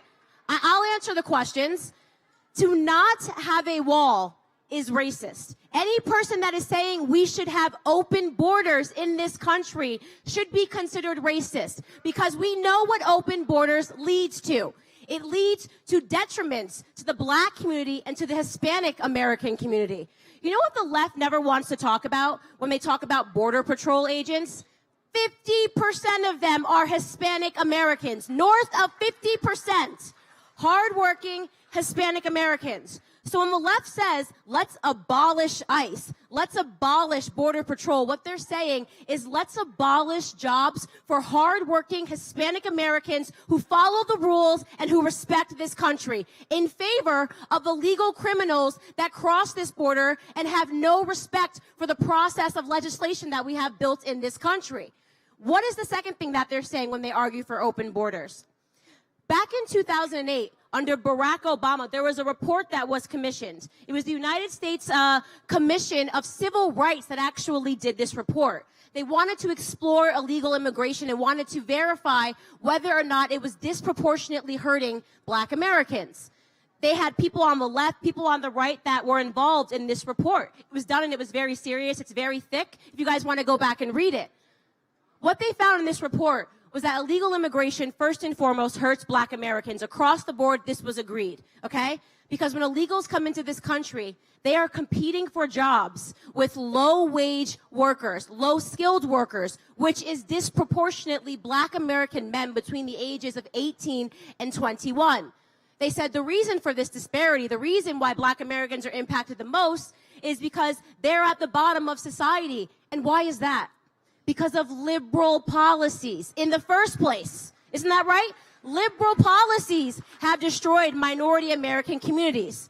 When illegals come in here sanctioned by the cartels, when they come in here and they're sanctioned by the cartels, what communities do you think they're going to live in? You think they're going to live in gated communities in Hollywood? You think the illegal immigrants are going to live in the gated communities that millionaires like Bernie Sanders and Nancy Pelosi and Kamala Harris and all of these leftist Democrats that are wealthy live in? Maxine Waters, who lives outside of her district because her district is too poor to live inside of, right? She lives in a $6 million home outside of her district. Where are those illegals going to live? In minority communities. So when they say open the borders, it's okay, we'll deal with the crime and the sex trafficking and the drugs later. They're talking about bringing drugs and crime and sex trafficking directly into minority communities. You cannot forget that. I had watched that clip circulating on the internet, you know, Now This, that leftist rag that puts out propaganda for the left of AOC, right? Drawn to tears. She's a really good actress. You don't think she's a good actress? On the brink of tears, she was watching a woman testify about her child, her child very sadly at 19 months lost its life after it left the ICE detention centers because it had a lung infection. And AOC was brought to tears listening to this story about how she feels that our agents and that our government should have been responsible for the health of her child because she was leaving her country. You know what I didn't see of all the people that they called to testify? Why didn't they call any of the angel moms to testify? If they care about people that are losing their children because of immigration, why were no angel moms called into Congress to testify on that day? I had the pleasure this morning of speaking with an angel mom. Is she here? Where is Marianne Mendoza? Is she here? She might not be here. Give her a round of applause anyway.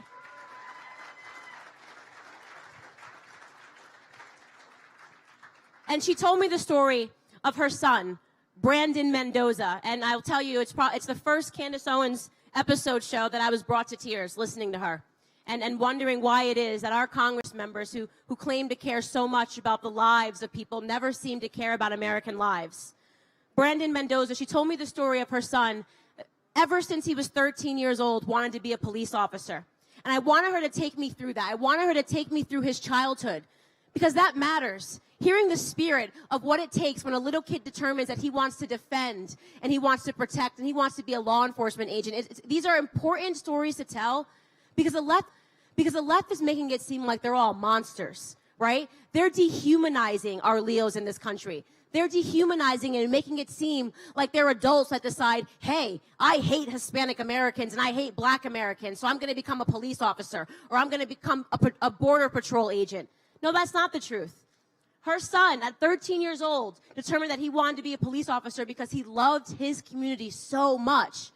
And he would go door to door. He learned the names of all of the people that he was protecting. And they loved him. He was protecting a Hispanic community. This is Arizona. It was in Arizona that he was protecting people. You guys know what these communities are like when you're close to the border, 60 miles north of the border. These are largely Hispanic communities. You can't be a racist police officer or a racist border patrol agent. You actually have to be people that care so much about people of other colors that you're willing to give your life every single day on the line.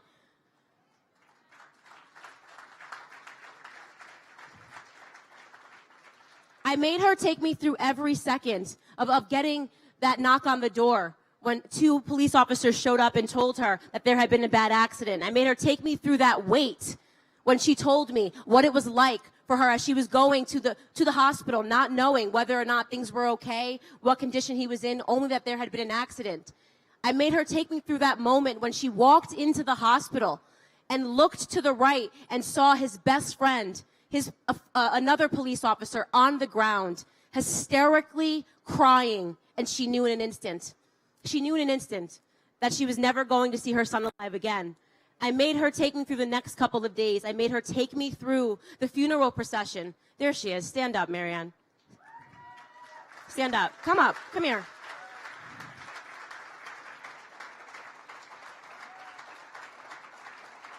Stand up. Stand up.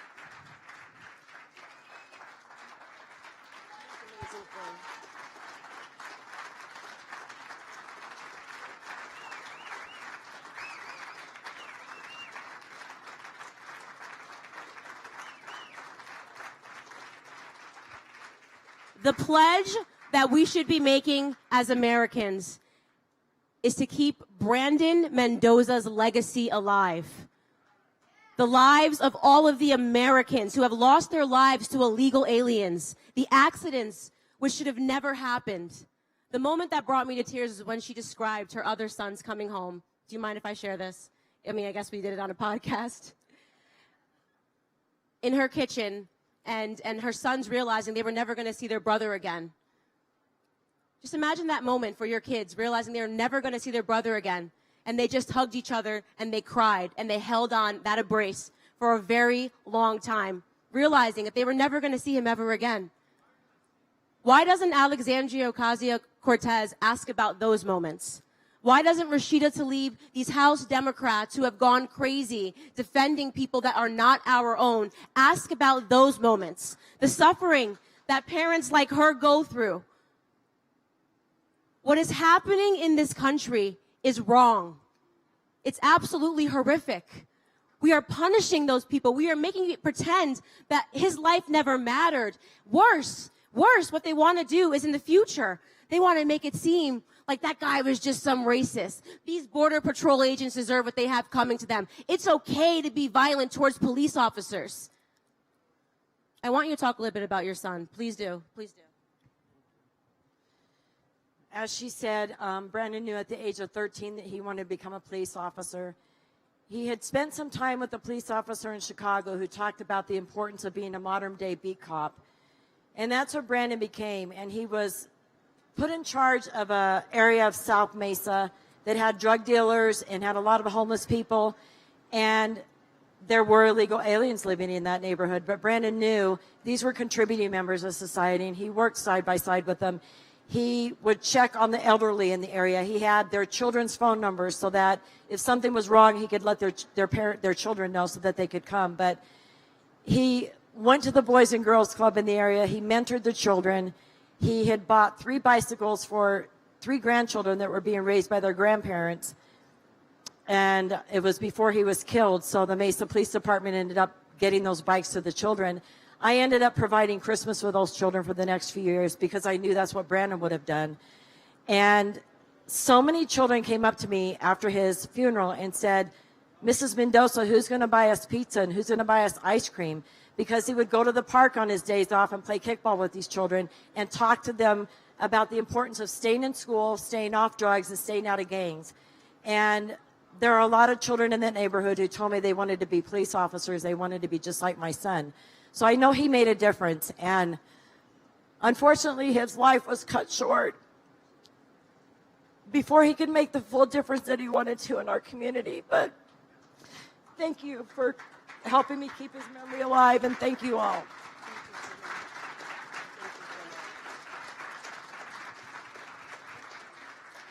These are the stories that we need to hear about. These are the stories that we need to tell.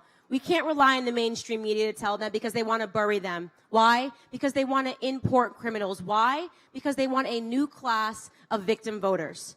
Because Black Americans, our population growth has stagnated thanks to that progressive policy of abortion, right? Progressive policies, regressive results, exactly. So now they're looking at a new class of victims that they can import from the southern border and turn into voting mules for them, and that's what it's about. They don't care about illegals. They don't care about Black Americans. They don't care about white Americans. They don't care about America at all. What they are after is power, and we cannot let them have it. I spend every single 6 days a week on the road fighting, and people say, how do you have so much energy? How do you do it? You know why? Because there's no other option, guys. What we have on the line in 2020 is so important. Do whatever you can. I was a girl that was on YouTube. That's all I had, a computer and some ideas. I had an idea that maybe minority Americans needed to wake up. Maybe we are being used and abused and lied to by the left, right? That was my idea. I started on YouTube. I remember a guy in California, one of the first people that ever reached out to me and said, hey, you're going somewhere, kid. And he sent me $500 a month on Patreon. And what that meant to me was that I got to keep going. And look where I am today, right? There are so many other patriots. You've met some of them today that are fighting the same battle I'm fighting. DC Drano, Anna Paulina, YouTubers that are feeling the same thing, putting on a MAGA hat and talking about what it means to be an American, because we are united in this country, right? The American flag represents something that transcends race, sex, gender, sexuality. It unites us based on a philosophy. And that philosophy is that you can start anywhere in this country. If you are willing to work hard and stay out of trouble, this country will reward you. That is the American dream. The American dream is what is on the line in 2020, and that is what each and every one of us have to make a promise and a pact to protect. Thank you guys so much for having me.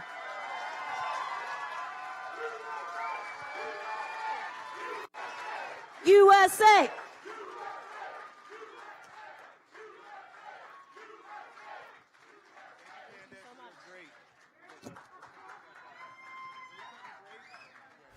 The Symposium at the Wall, sponsored by We Build the Wall. Numbers USA. Citizens of the American Republic. Black Americans for a Better Future. Angel Families. Citizens United. And Human Events. We'll return to the Symposium at the Wall after this short break.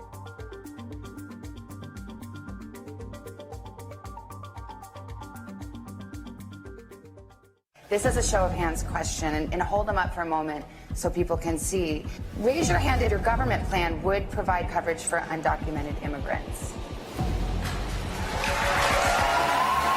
The drug cartels are controlling who crosses the border. They make a lot of money smuggling drugs. They make a lot of money smuggling people. She voted twice against bills that would have provided more resources for these migrants in these facilities, and then she goes down to the facility and say they're not getting the right resources. The cartel and crime gangs across Latin America and beyond are focused on getting people and drugs to the United States.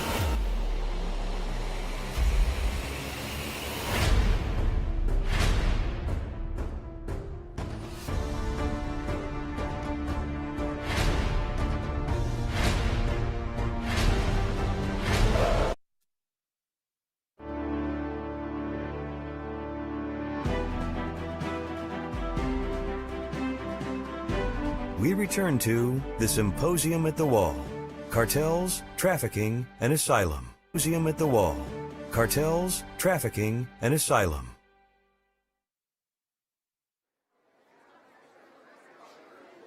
It is my honor, ladies and gentlemen, to introduce to you our next speaker. Our next speaker is Dr. Darren Beattie. Dr. Darren Beattie is a former White House speechwriter and policy development aide to President Trump. While a visiting professor at Duke, he distinguished himself as the only non-tenured academic in the country to have publicly endorsed our candidate Trump. He is now a political consultant and writer. Please help me introduce Dr. Darren Beattie. Testing, testing, thank you. Please be quiet during this speech. I'll assume anyone talking voted for Hillary Clinton. As mentioned in the introduction, I have the distinction of being the only non-tenured full-time academic in the country to have publicly endorsed then candidate Trump. A distinction that I'm actually more proud of is I was the only faculty member at Duke to have correctly predicted the outcome of the election, which actually irritated my colleagues much more. Of course, I can pat myself on the back as an academic, but what I knew was simply what tens of millions of patriotic Americans knew in their bones, which was that Donald Trump was going to win.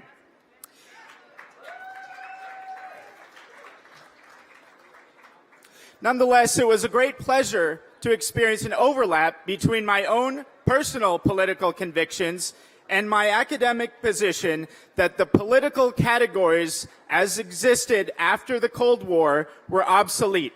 And I interpreted Trump as a necessary and desirable first step toward this political realignment. This helps us to contextualize this Never Trump phenomenon that occurred during the campaign. Indeed, the Never Trump people would say Donald Trump is not a real conservative. And traditional conservatives would say, indeed, he is. He actually is the real conservative. I would say, in fact, a lot of what attracts me to Donald Trump is what distinguishes him from traditional conservatism. In other words, what attracted to me and what is ultimately significant about Trump was what distinguished him from the other Republicans in the primary field and not necessarily what distinguished him from Hillary. In any case, it raises an interesting question as to what is conservatism and why, indeed, do we package together a certain position on tax reform, a certain position on foreign policy, a certain position on trade, abortion, and so forth. How are these things packaged together to form a coherent ideology? Some would say they essentially belong together. Others would say they're simply arbitrary. I would say they are contingently related to the circumstances of the Cold War.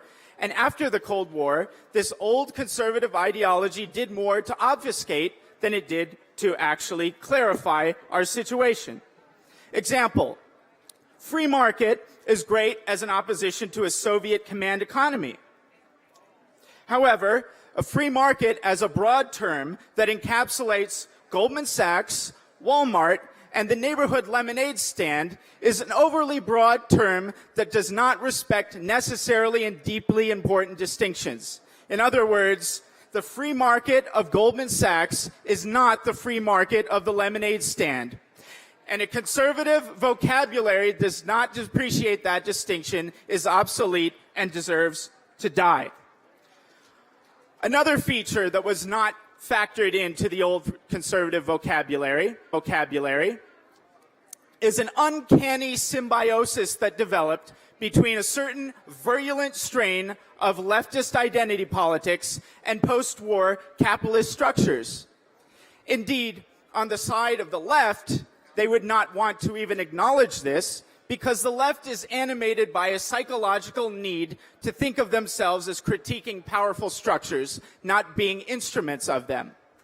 On the other side, the right would not want to acknowledge this strange symbiosis because many, unfortunately, on the right are still beholden to donors with corporate interests represented precisely by those capitalist structures.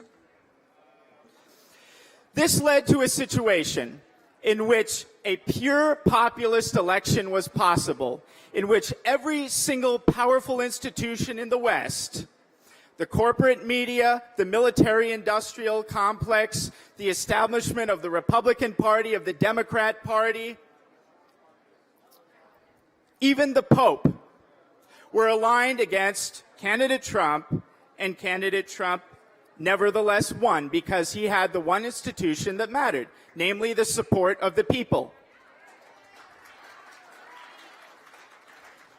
Beyond the substantive significance and desirability of that victory, it's actually very interesting for another reason. Namely, one consider it a laboratory-made test case, or in other words, a stress test for democracy itself. Put another way, if a candidate with simply the support of the people can win against the coordinated opposition of every single powerful institution in the society, that says something healthy about the functioning of our democratic institutions.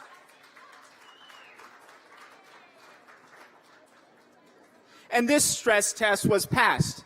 And it's precisely for this reason that the enemies of Trump have focused specifically and virulently on the democratic legitimacy of Trump's victory. Mueller report is only one example.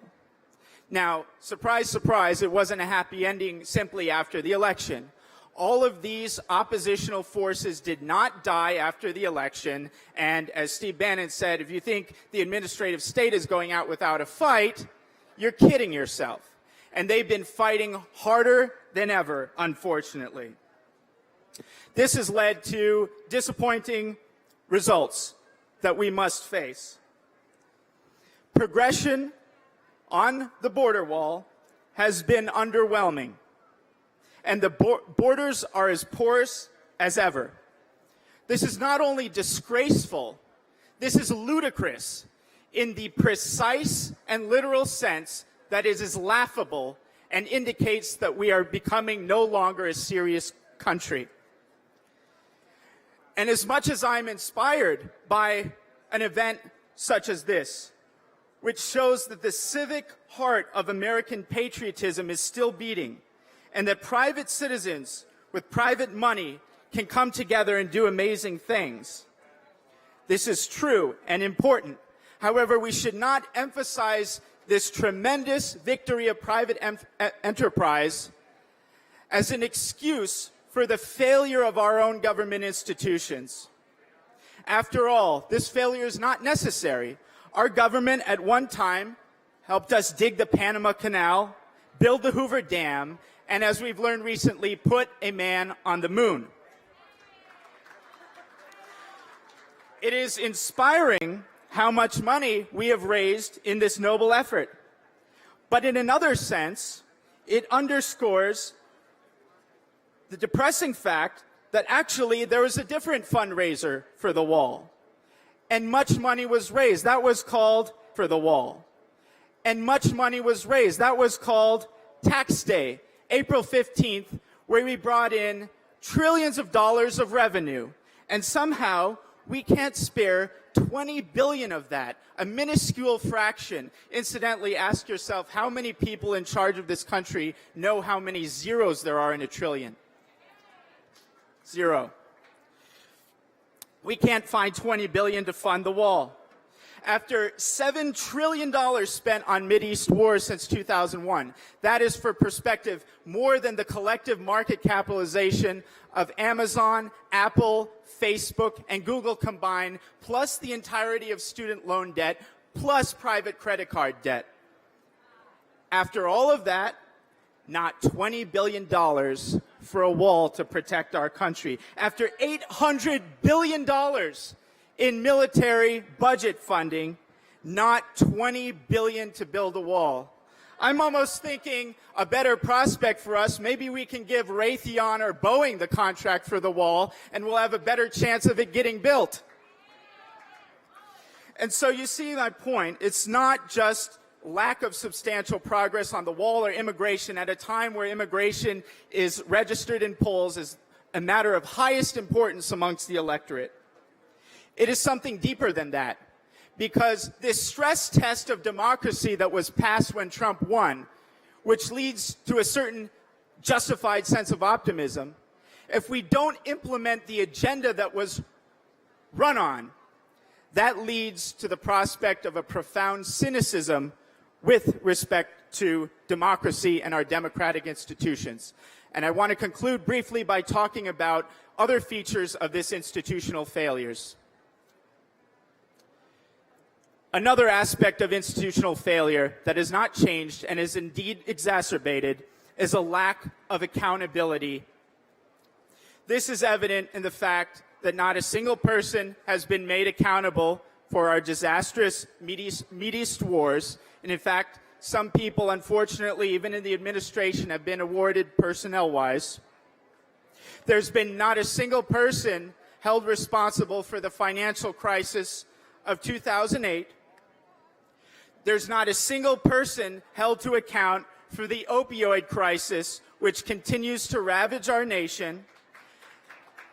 And there is not a single person who has actually been held accountable for this now revealed Russia hoax, in which the upper echelons of the CIA, of the FBI, of the DOJ conspired in a semi-coup attempt to attack the legitimacy of the president.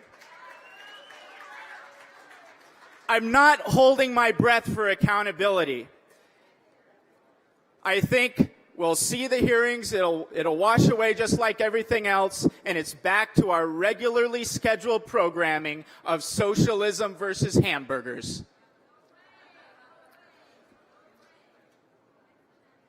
Another aspect of democratic accountability has to do with free speech in the public square. Isn't it interesting that all these people who talk about so-called free movement of goods as free trade, people who talk about free movement of labor as open borders, are conspicuously silent about the free movement of information on the internet.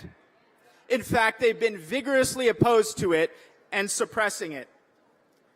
Major tech organizations such as Google have reacted in literal tears to the victory of Donald Trump and have vowed to never let it happen again. And we've heard countless stories in this very symposium about how immigration patriots have been silenced and deplatformed. People with millions and millions of followers. Make no mistake, your commissars in big tech are doing everything they can to make sure the American people will never meddle in their own elections again.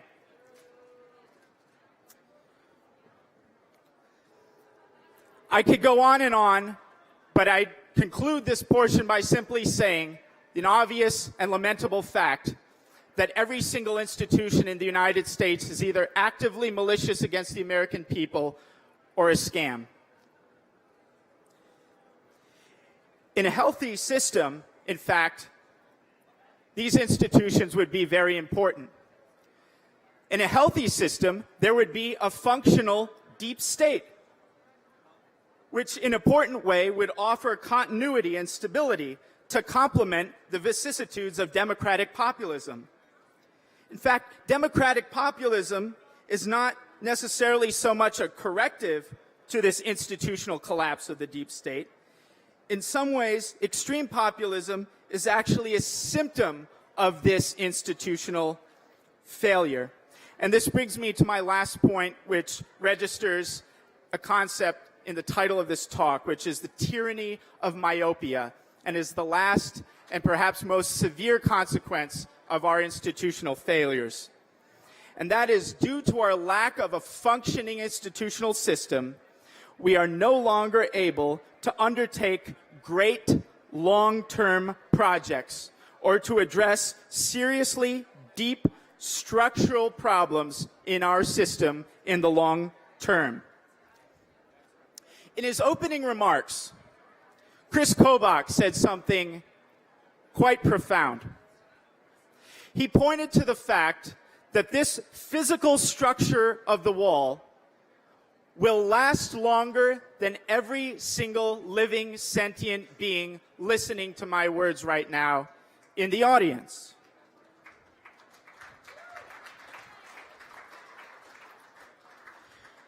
Somehow, this physical wall is therefore a tangible expression of our will to survive as a nation. But it also sets us to think of the connection between sovereignty itself and long-term thinking. If I'm an individual and I want to plan long-term, say I'm 23 years old, and I want to plan for certain goals when I'm 40 or 50.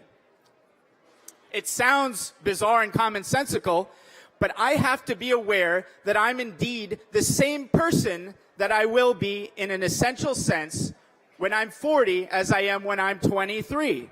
There has to be a structural integrity and coherence to who I am as an individual now and who I will be as an individual in 20, 30 years for me to undertake long-term plans and projects as an individual. This is the same thing for us as a country.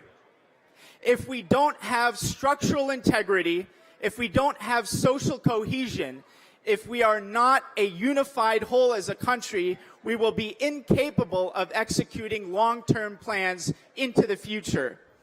And this is the most devastating consequence of our widespread institutional collapse. Now, I might sound a bit pessimistic in this speech, but I represent the best kind of pessimism, what a great philosopher once called a pessimism of strength. Because indeed, I am utterly confident that talented, energetic Americans have what it takes to navigate the troubled waters ahead in the next few decades.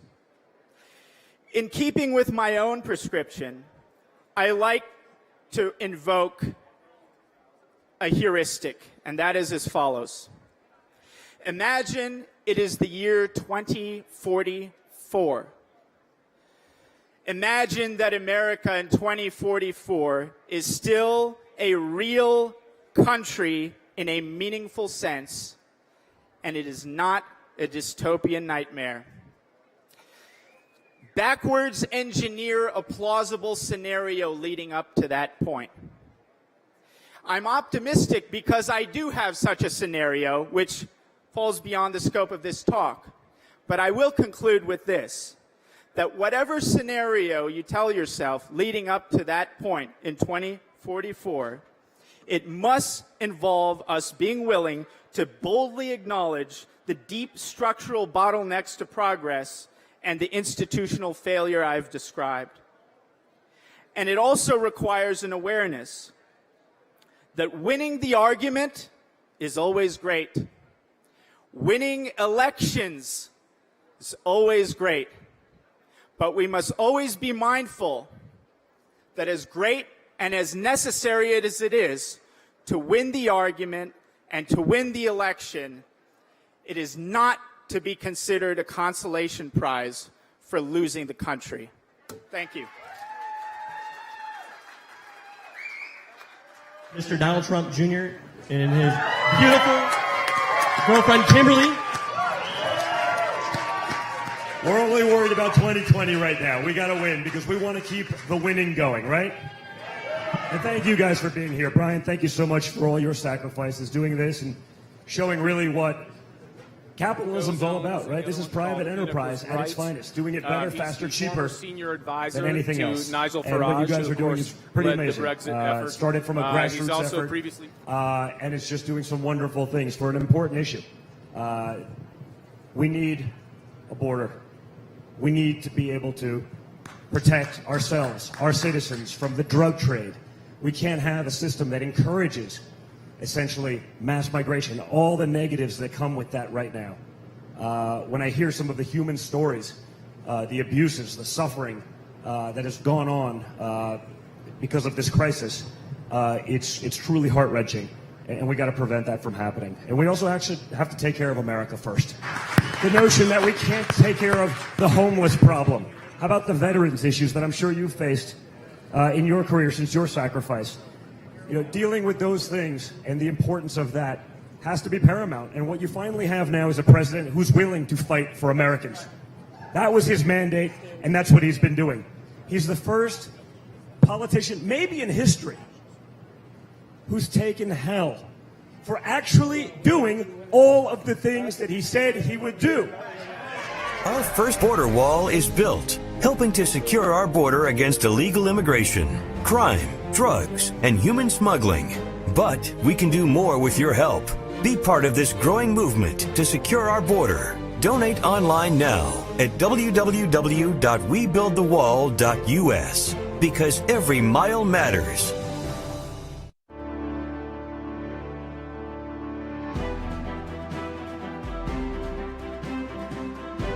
We return to the Symposium at the Wall, Cartels, Trafficking, and Asylum.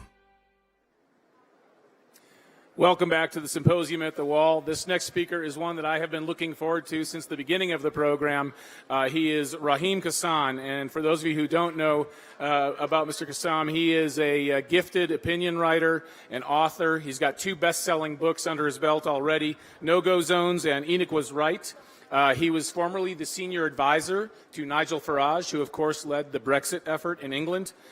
He is also previously editor-in-chief of Breitbart London, and his current endeavor is one that I'm really excited about. He's reviving Human Events, which was formerly Ronald Reagan's favorite magazine, and bringing it back to life and doing so in terrific fashion.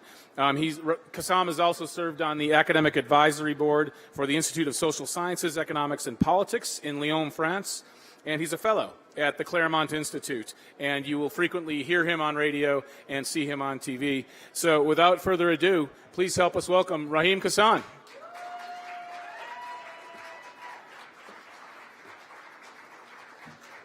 Thank you very much, Chris. And thanks to everybody who's come out today here. Thanks mostly, I think, to the brilliant minds who have organized all of this. I was just at the very top of it over there. You probably saw the truck speeding down. It's because Dan just texted me, said, "Where are you? You're on stage in 2 minutes." So we bolted down there, and Foreman Mike, leading us down that roller coaster, says, "Now you know how Border Patrol feels. When one of their guys is under attack, they have to just bolt down. It's treacherous." And I think we all owe a great debt of gratitude to the amazing Border Patrol agents here as well.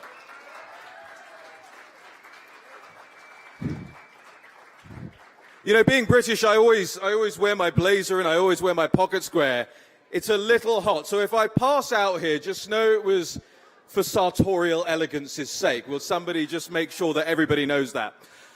I want to take you guys back, if I might, to 2015. Who remembers the European migrant crisis of 2015? You saw it all across your televisions. You saw it, of course, in the way that CNN and all of those guys wanted you to see it. The picture of the dead young man, Alan Kurdi, washed up on a Turkish beach. But there are lots of statistics. There are lots of human endeavors that took place during that migrant crisis that not a lot of people know about. And one of the things that this President Trump knows about, is the people who were standing up for sovereignty and for border control across Europe actually had some great victories in order to curtail the migrant crisis of 2015. You know, in 2015, Eurostat, which is the European Union's statistical center, which means it's unreliable, you double every number that they give you, they said that there were 1.2 million asylum claims across Europe in 2015, mostly in Germany, Hungary, Sweden, and Austria. At its peak, the migrant crisis saw one person illegally immigrating into Europe every 12 seconds. But let's get some perspective. In 2014, I'm going to take Hungary as an example. There were 45,000 illegal entries into Hungary. By 2015, there were 391,000 illegal crossings into Hungary. But the Hungarians said, we're not having it. And over the course of 3 months, the Hungarians built 100 miles of border fencing. And my take on that is, to all the naysayers out there across the United States who say this cannot be done, number one, it's being done right here. You can see it in front of you. And number two, there is historical precedent for this and contemporaneous precedent for this. That's why this president has an approval rating of 50%, whereas the Brobdingnagian Trudeau has an approval rating of 40% and less. Macron in France has an approval rating of 26% and less. Theresa May, our dearly departed Prime Minister, has an approval rating as she left office of 25%. And Merkel has had to sort of semi-resign and unresign, and is she going to come back? And we don't know. The way I speak to people about this is this president is the most popular Western leader right now in the world. In the world! If somebody could fax those numbers over to the Washington Post for me, I would be very, very appreciative. You know, but the situation in Europe is still, as you well know, rather dire. There's been little integration of the people who have come over, especially during the migrant crisis, to the point where they're just sending them into Europe with prepaid debit cards. Here's some cash, go and live separately. There's ghettoization, as I pointed out in my book, No-Go Zones. Violent crime rates are on the rise across Europe. And I'll tell you something. America is actually one of the most generous places in the world when it comes to immigration. I mean, the idea that America is somehow racist or keeps people out for giggles is a nonsense. You have more than 40 million people in the United States born elsewhere in the world. That's 1 in 5 of the world's migrants. But you never hear the media lauding the generosity of spirit that you Americans openly outstretched to the world for the good, integrating legal immigrants who want to come here and be a part of this country, do you? You know, the foreign-born population in the United States will go from 45 million in the next couple of years to about 78 million by 2065. That is a massive ask of people, a massive task in terms of integration, in terms of assimilation. And I'm reminded of perhaps the greatest prime minister the United Kingdom never had, the subject of my second book, Enoch Powell. Enoch Powell gave a speech on April the 20th in 1968, where he talked about the perils of mass migration. Mass migration. He said it was impossible for people on that scale to integrate, to assimilate. Nothing wrong with small-scale legal immigration. But he quoted Virgil from the Aeneid, and this was something that the British establishment fundamentally didn't understand. He said, like the Roman, I seem to see the river Tiber foaming with much blood. Some of you will remember that speech. And the establishments over here and over there said, he's accusing immigrants of bringing rivers of blood into the United Kingdom. He did no such thing. Enoch Powell was warning about the blood, the sweat, and the tears that both the immigrant and the native-born would have to spill in order for mass migration to work successfully. He was saying fundamentally it cannot be done at that scale. But they misquoted him, they misreported on what he said. He was fired from the shadow cabinet, the opposition, and he was made into a political pariah. But there's something that makes me very proud when looking at this president on the stages all across America, and indeed the stages he takes all across the world. I feel like he is channeling Enoch. And Enoch was right. I know it makes people uncomfortable, but Enoch was right. In the 1990s, net migration was neutral. There were as many people coming in as there were people leaving the country. We were experiencing no boom in our populations. We were a neutral country in that regard. By the mid-2000s, we had 600,000 people into the United Kingdom every single year, and only 300,000 people out. That means we're importing the size of a small city in the UK into the UK every year. And as you know, we're quite a small island. The knock-on effects have been incredible. Classroom sizes have increased from 25 to 40, 45 in some classrooms. You know, we have a socialized healthcare service, and I know how most people in this room will feel about it, but let's just take it for what it is. We have a effectively Medicare for all system, and that system is now under immense strain as a result of mass migration. The roads, general infrastructure, welfare, community cohesion, all under the strain of mass unchecked immigration. And for the naysayers out there, and I know the BBC was here earlier, and the BBC, by the way, for those that don't know, that's our CNN, okay? The BBC will say this doesn't happen, everything's fine, there's no ghettoization, it's not taking place. I went to these neighborhoods across Europe. Tell them to go to Sparkhill in Birmingham or Alum Rock, where a sign was graffitied on the wall that says no whites allowed after 9 p.m. Think about that. In England, go to Tower Hamlets, where there has been mass voter fraud that's been taking place in and amongst the Pakistani and Bangladeshi communities. Go to Dewsbury, where there are active Sharia councils. Why? You can do better than that, can't you? And there is the importation, unfortunately, of gross cultural practices into my country. And you can probably tell by my name and my tan that I am not English of stock. But my parents immigrated to the United Kingdom. They wanted to be a part of it.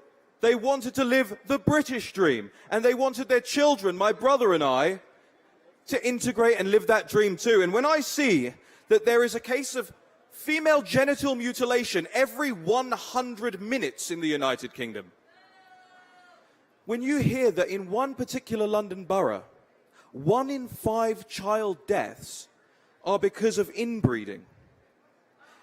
And again, when you hear that there are over 85 Sharia councils all across the United Kingdom, you realize, America, I hope, that this should not be your future. That you must do everything in your power, like everyone in this room is doing, to stop that happening to you as well.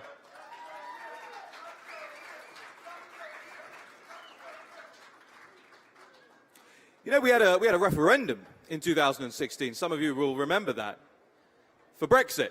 And of course, you guys did the original Brexit in 1776.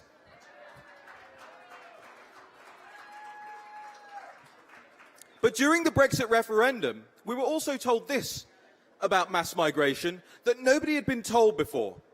We had known it for some time, but no authority had ever said this. And the Bank of England came out and they admitted wage compression is real. For every 10% increase in foreign workers in the United Kingdom, it causes a 2% fall in average pay. And that is something I think a lot of Brits suspected but didn't quite know, weren't quite sure of. And this very same thing is happening here in the United States too. We also have now the Islamophobia peddlers, the lobby, in our own parliament, much like your squad in your Congress.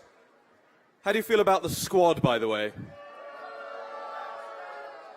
I'm hoping if I get you guys to boo enough, then somebody will clip it and it'll say, the wall people booed the brown guy on stage. That's how they'll spin it. But they're pushing for anti-Islamophobia laws, effectively anti-free speech laws. They say that you cannot criticize Islam. You cannot criticize the Prophet Muhammad. This is what's going on in our parliament to this day. And this outraged lobby is subsidized by us. You hear about NGOs, right? Non-governmental organizations. They're not non-governmental organizations. They get government grants. Non-governmental organizations in the United Kingdom, the Race Relations Lobby and all of these guys, in 1900, there were 155 NGOs in total across the United Kingdom. By the year 2009, there were 2,000 NGOs. And I have a question. If they're so good at their jobs, how come we need more of them? And if they're so good at their jobs, how come we keep needing to give them more money? It's a racket, is what it is. And it's a racket at our expense. You know, ladies and gentlemen, I just want to leave you with another Enoch Powell quote, because he is my hero. And if you ever get a chance to read Enoch's writings, to read his poetry, to read his political speeches, I commend it very highly to you. There's a great book called Enoch Was Right that you can get on Amazon. But Enoch said this. He said, to see and not to speak would be the great betrayal. And I am so happy that each of you have your voices, are lending your voices, and are speaking. Thank you, ladies and gentlemen. Thank you.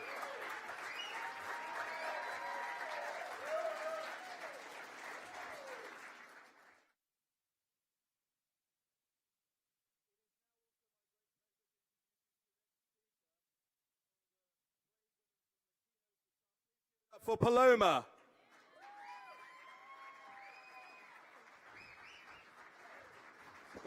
Hi, everybody. My name is Paloma. A lot of you know me as Paloma for Trump. I was born in Mexico. I came to this country legally. Today, I am a proud American citizen. It took my mother and I 10 years to go through the process. We paid our dues. We waited in line the way everybody else should wait in line. No cutting the lines. I do not feel discriminated against by President Trump.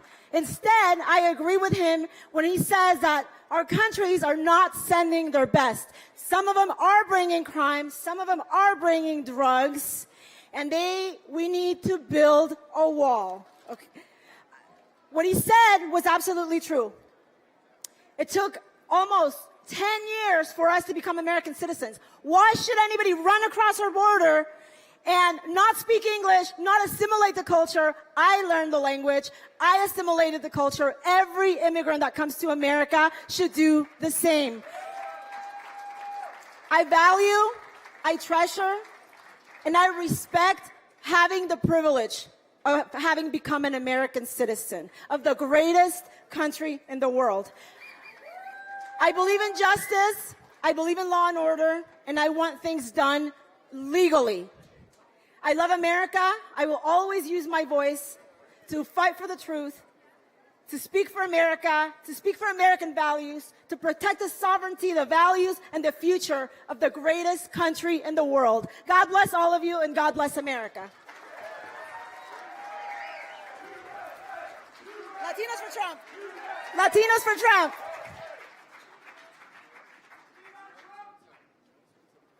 Very nice, very nice. Thank you, guys. What an amazing weekend. What a great event. Let's give ourselves a round of applause. I am honored to introduce our next speaker. He's a fighter. He understands that we're at war with the establishment for the moral fabric of this country. This man's been in the political arena for decades, and no one has a better understanding of the problems we face as a country and how we can organize in a grassroots way to fix them. He's been maligned, slandered, and attacked for his views since he started. But he takes these arrows in stride for us because of his love of this country and his commitment to preserving American prosperity. This movement is bigger than the wall. This movement's bigger than politics. The United States is the last bastion of hope for the West. This man recognizes this, and he's committed his life to fixing these problems. He's one of the reasons that I got involved in this movement, and he helped me realize that we, the people, must fight back against the radical progressive agenda. We, the people, have the ability to fix our problems. We, the people, have the ability to take back control of our lives. Ladies and gentlemen, without further ado, Stephen K. Bannon.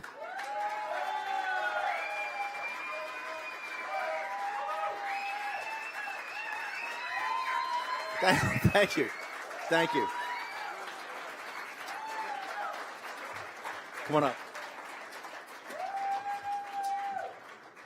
Okay, I want to introduce the leader, our founder, Brian Kolfage.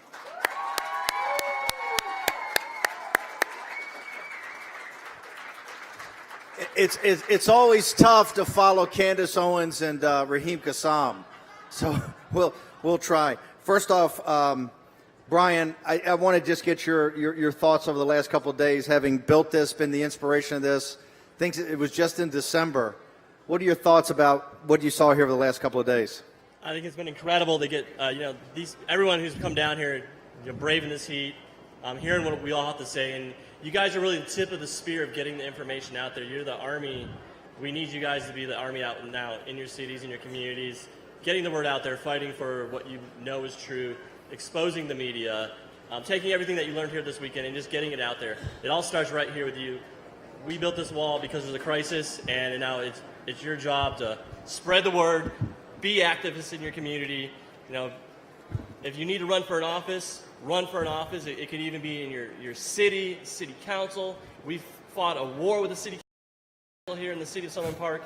The littlest office, the littlest political affiliation could have the biggest impact. These people could have stopped us here easily, and it just shows you it doesn't matter how big or small it is, you can have an impact.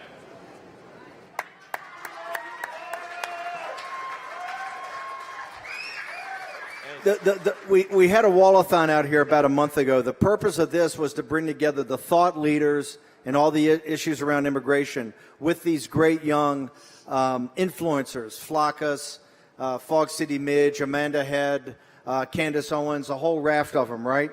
Anna Paulina. What do you think? Where does this movement, where do we go from here? Not just the wall, but where do you think this entire thing goes and how we push this forward to support President Trump? Well, I think we're the army for the president. We're his wing that needs to carry this message forward. And it's not just about the wall. It's about supporting his policies. It's about supporting what our political beliefs. And it's about exposing what's really going on, the truth on the border, the truth, just everything that's going on in our country. I fought in Iraq. I gave 3 limbs over there. And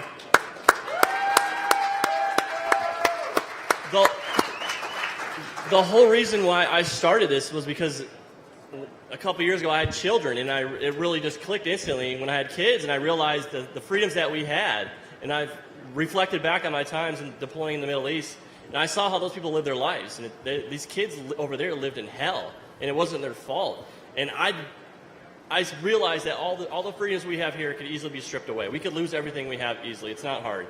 We all live in a bubble in the United States.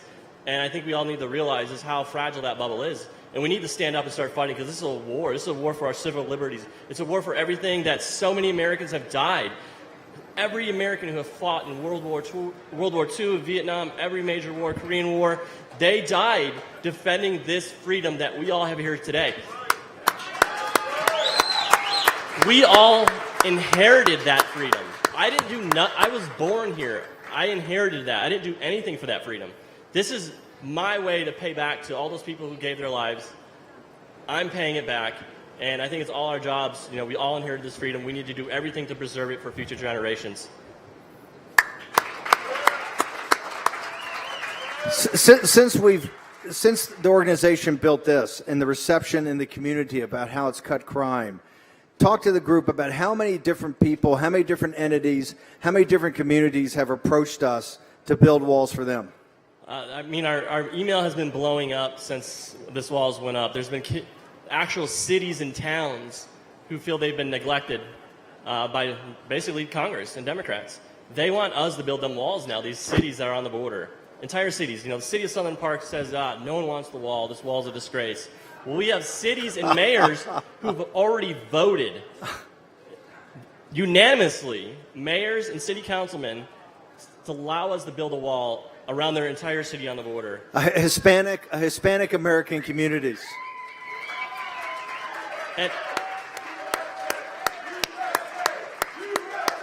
And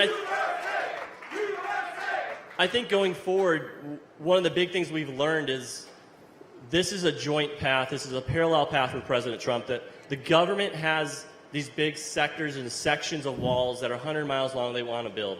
But they're not looking at these little spots like this, and it's just not on the radar. We've been speaking with different congressmen, like Congressman Louis and the Freedom Caucus, to allow us to come in and be the special forces to build these little, very important walls that are in these communities where people need a wall, where the government's not going to do it. And I think that's where, going forward, that's another area where we're going to play an important part. It's all of you helping out these other communities who need border protection. And just not a half mile. We're talking they might need 10 miles or 6 miles. And every little hole makes a big difference. It doesn't matter if it's a half mile. The Border Patrol agent up there, they know what this half mile did. I mean, it changed the entire region over here for smuggling. All the smuggling now has shifted down to Laredo because of this. And that's straight from the Border Patrol's mouth. Just a half mile. And it's common sense. You have a little hole, you plug it. And you keep plugging away till they're all plugged. You know, one of the most powerful panels we had the entire time was the Border Patrol and ICE agents and the union heads on Friday. And when Brandon Judd said that it's gone to 0 incursions after this wall was built. Remember what Brian talked about from the very first day was that this wall is not a total solution of what's the problem with immigration, but it's the beginning of a solution. And it's certainly a solution for law and order. It's certainly a solution for security. And it's helping the people in Juarez. It's helping the citizens of northern Mexico and Central America, because it's the first step to break the backs of the cartels. A lot of people have talked about it. Donald Trump, Brian Kolfage, and We Build the Wall actually building a wall to do that.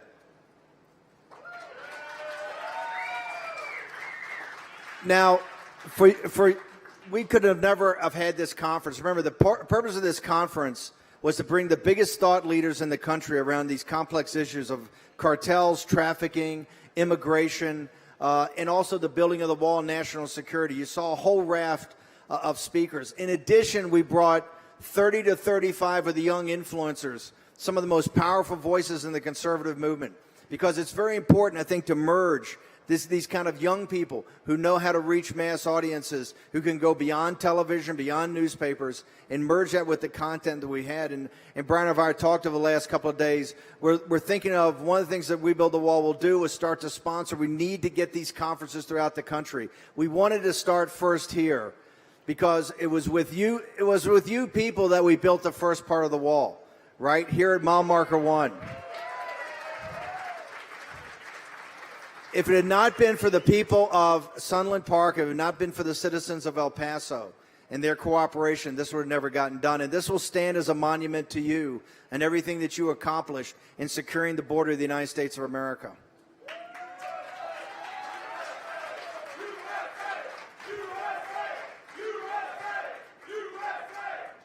So we want to finish. We know it's hot and it's a Saturday afternoon, so it's only going to get hotter. But we want to finish. We want to say some thank yous to everybody, all the volunteers, everything that you men and women did to make this special. We couldn't have done this without you. We're going to start doing these on a regular basis. We think this is, every person we brought here from Washington, D.C. this weekend was absolutely blown away. This is going to be a symbol for the wall throughout the entire country, and we intend to come back here on a regular basis and have additional conferences.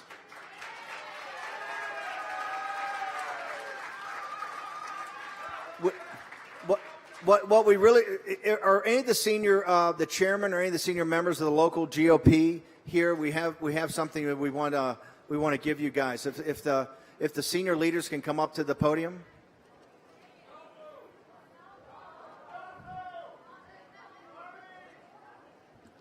If we can't take the senior folks, we'll take any folks.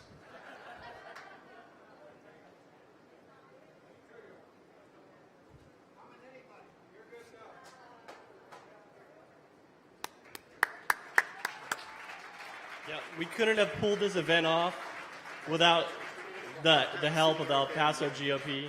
So I want to thank everyone who volunteered. Here's our chairman. Hey, stand up here with us. Have a seat. Yeah, have a seat. Have a seat. Have a seat next to Brian. Yeah, come on up. Come on up. Hey, brother. Brian, I will turn it over to you. Take a seat. Well, we all appreciate everyone at We Build the Wall. Appreciate your hard work and dedication. You know, you guys didn't have to come down here and do this, and we all very, very much support you and all your endeavors. You're working hard. You know, you're in enemy territory. You're probably one of the worst enemy territories there are in the United States, besides San Francisco. And we just want to say thank you. So we have a check for you. It's a small donation, but thank you. I mean, you guys came out here and volunteered. You know, in this heat and in the sun, you did an incredible job. We couldn't pull this event off without your support. So thank you.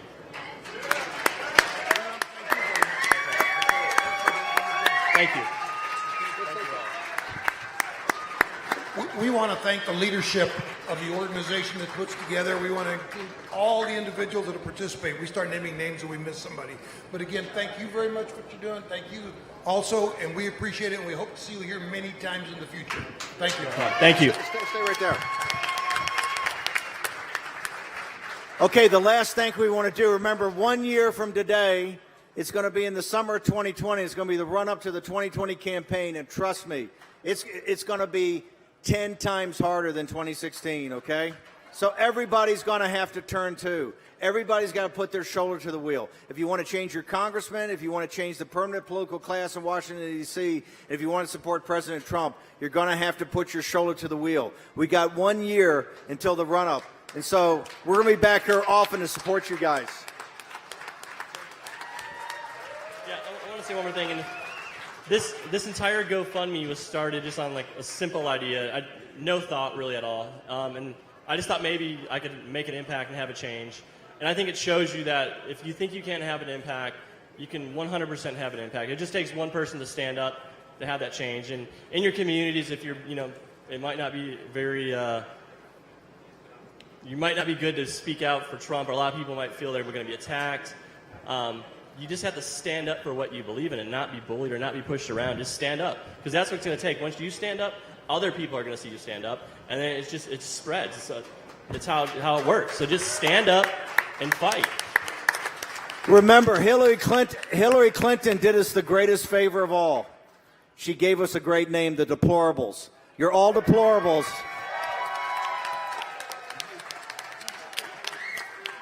And it's the deplorables that threw out the permanent political class and made Donald Trump president. Same thing's going to happen in 2020. Thank you, guys. Appreciate it.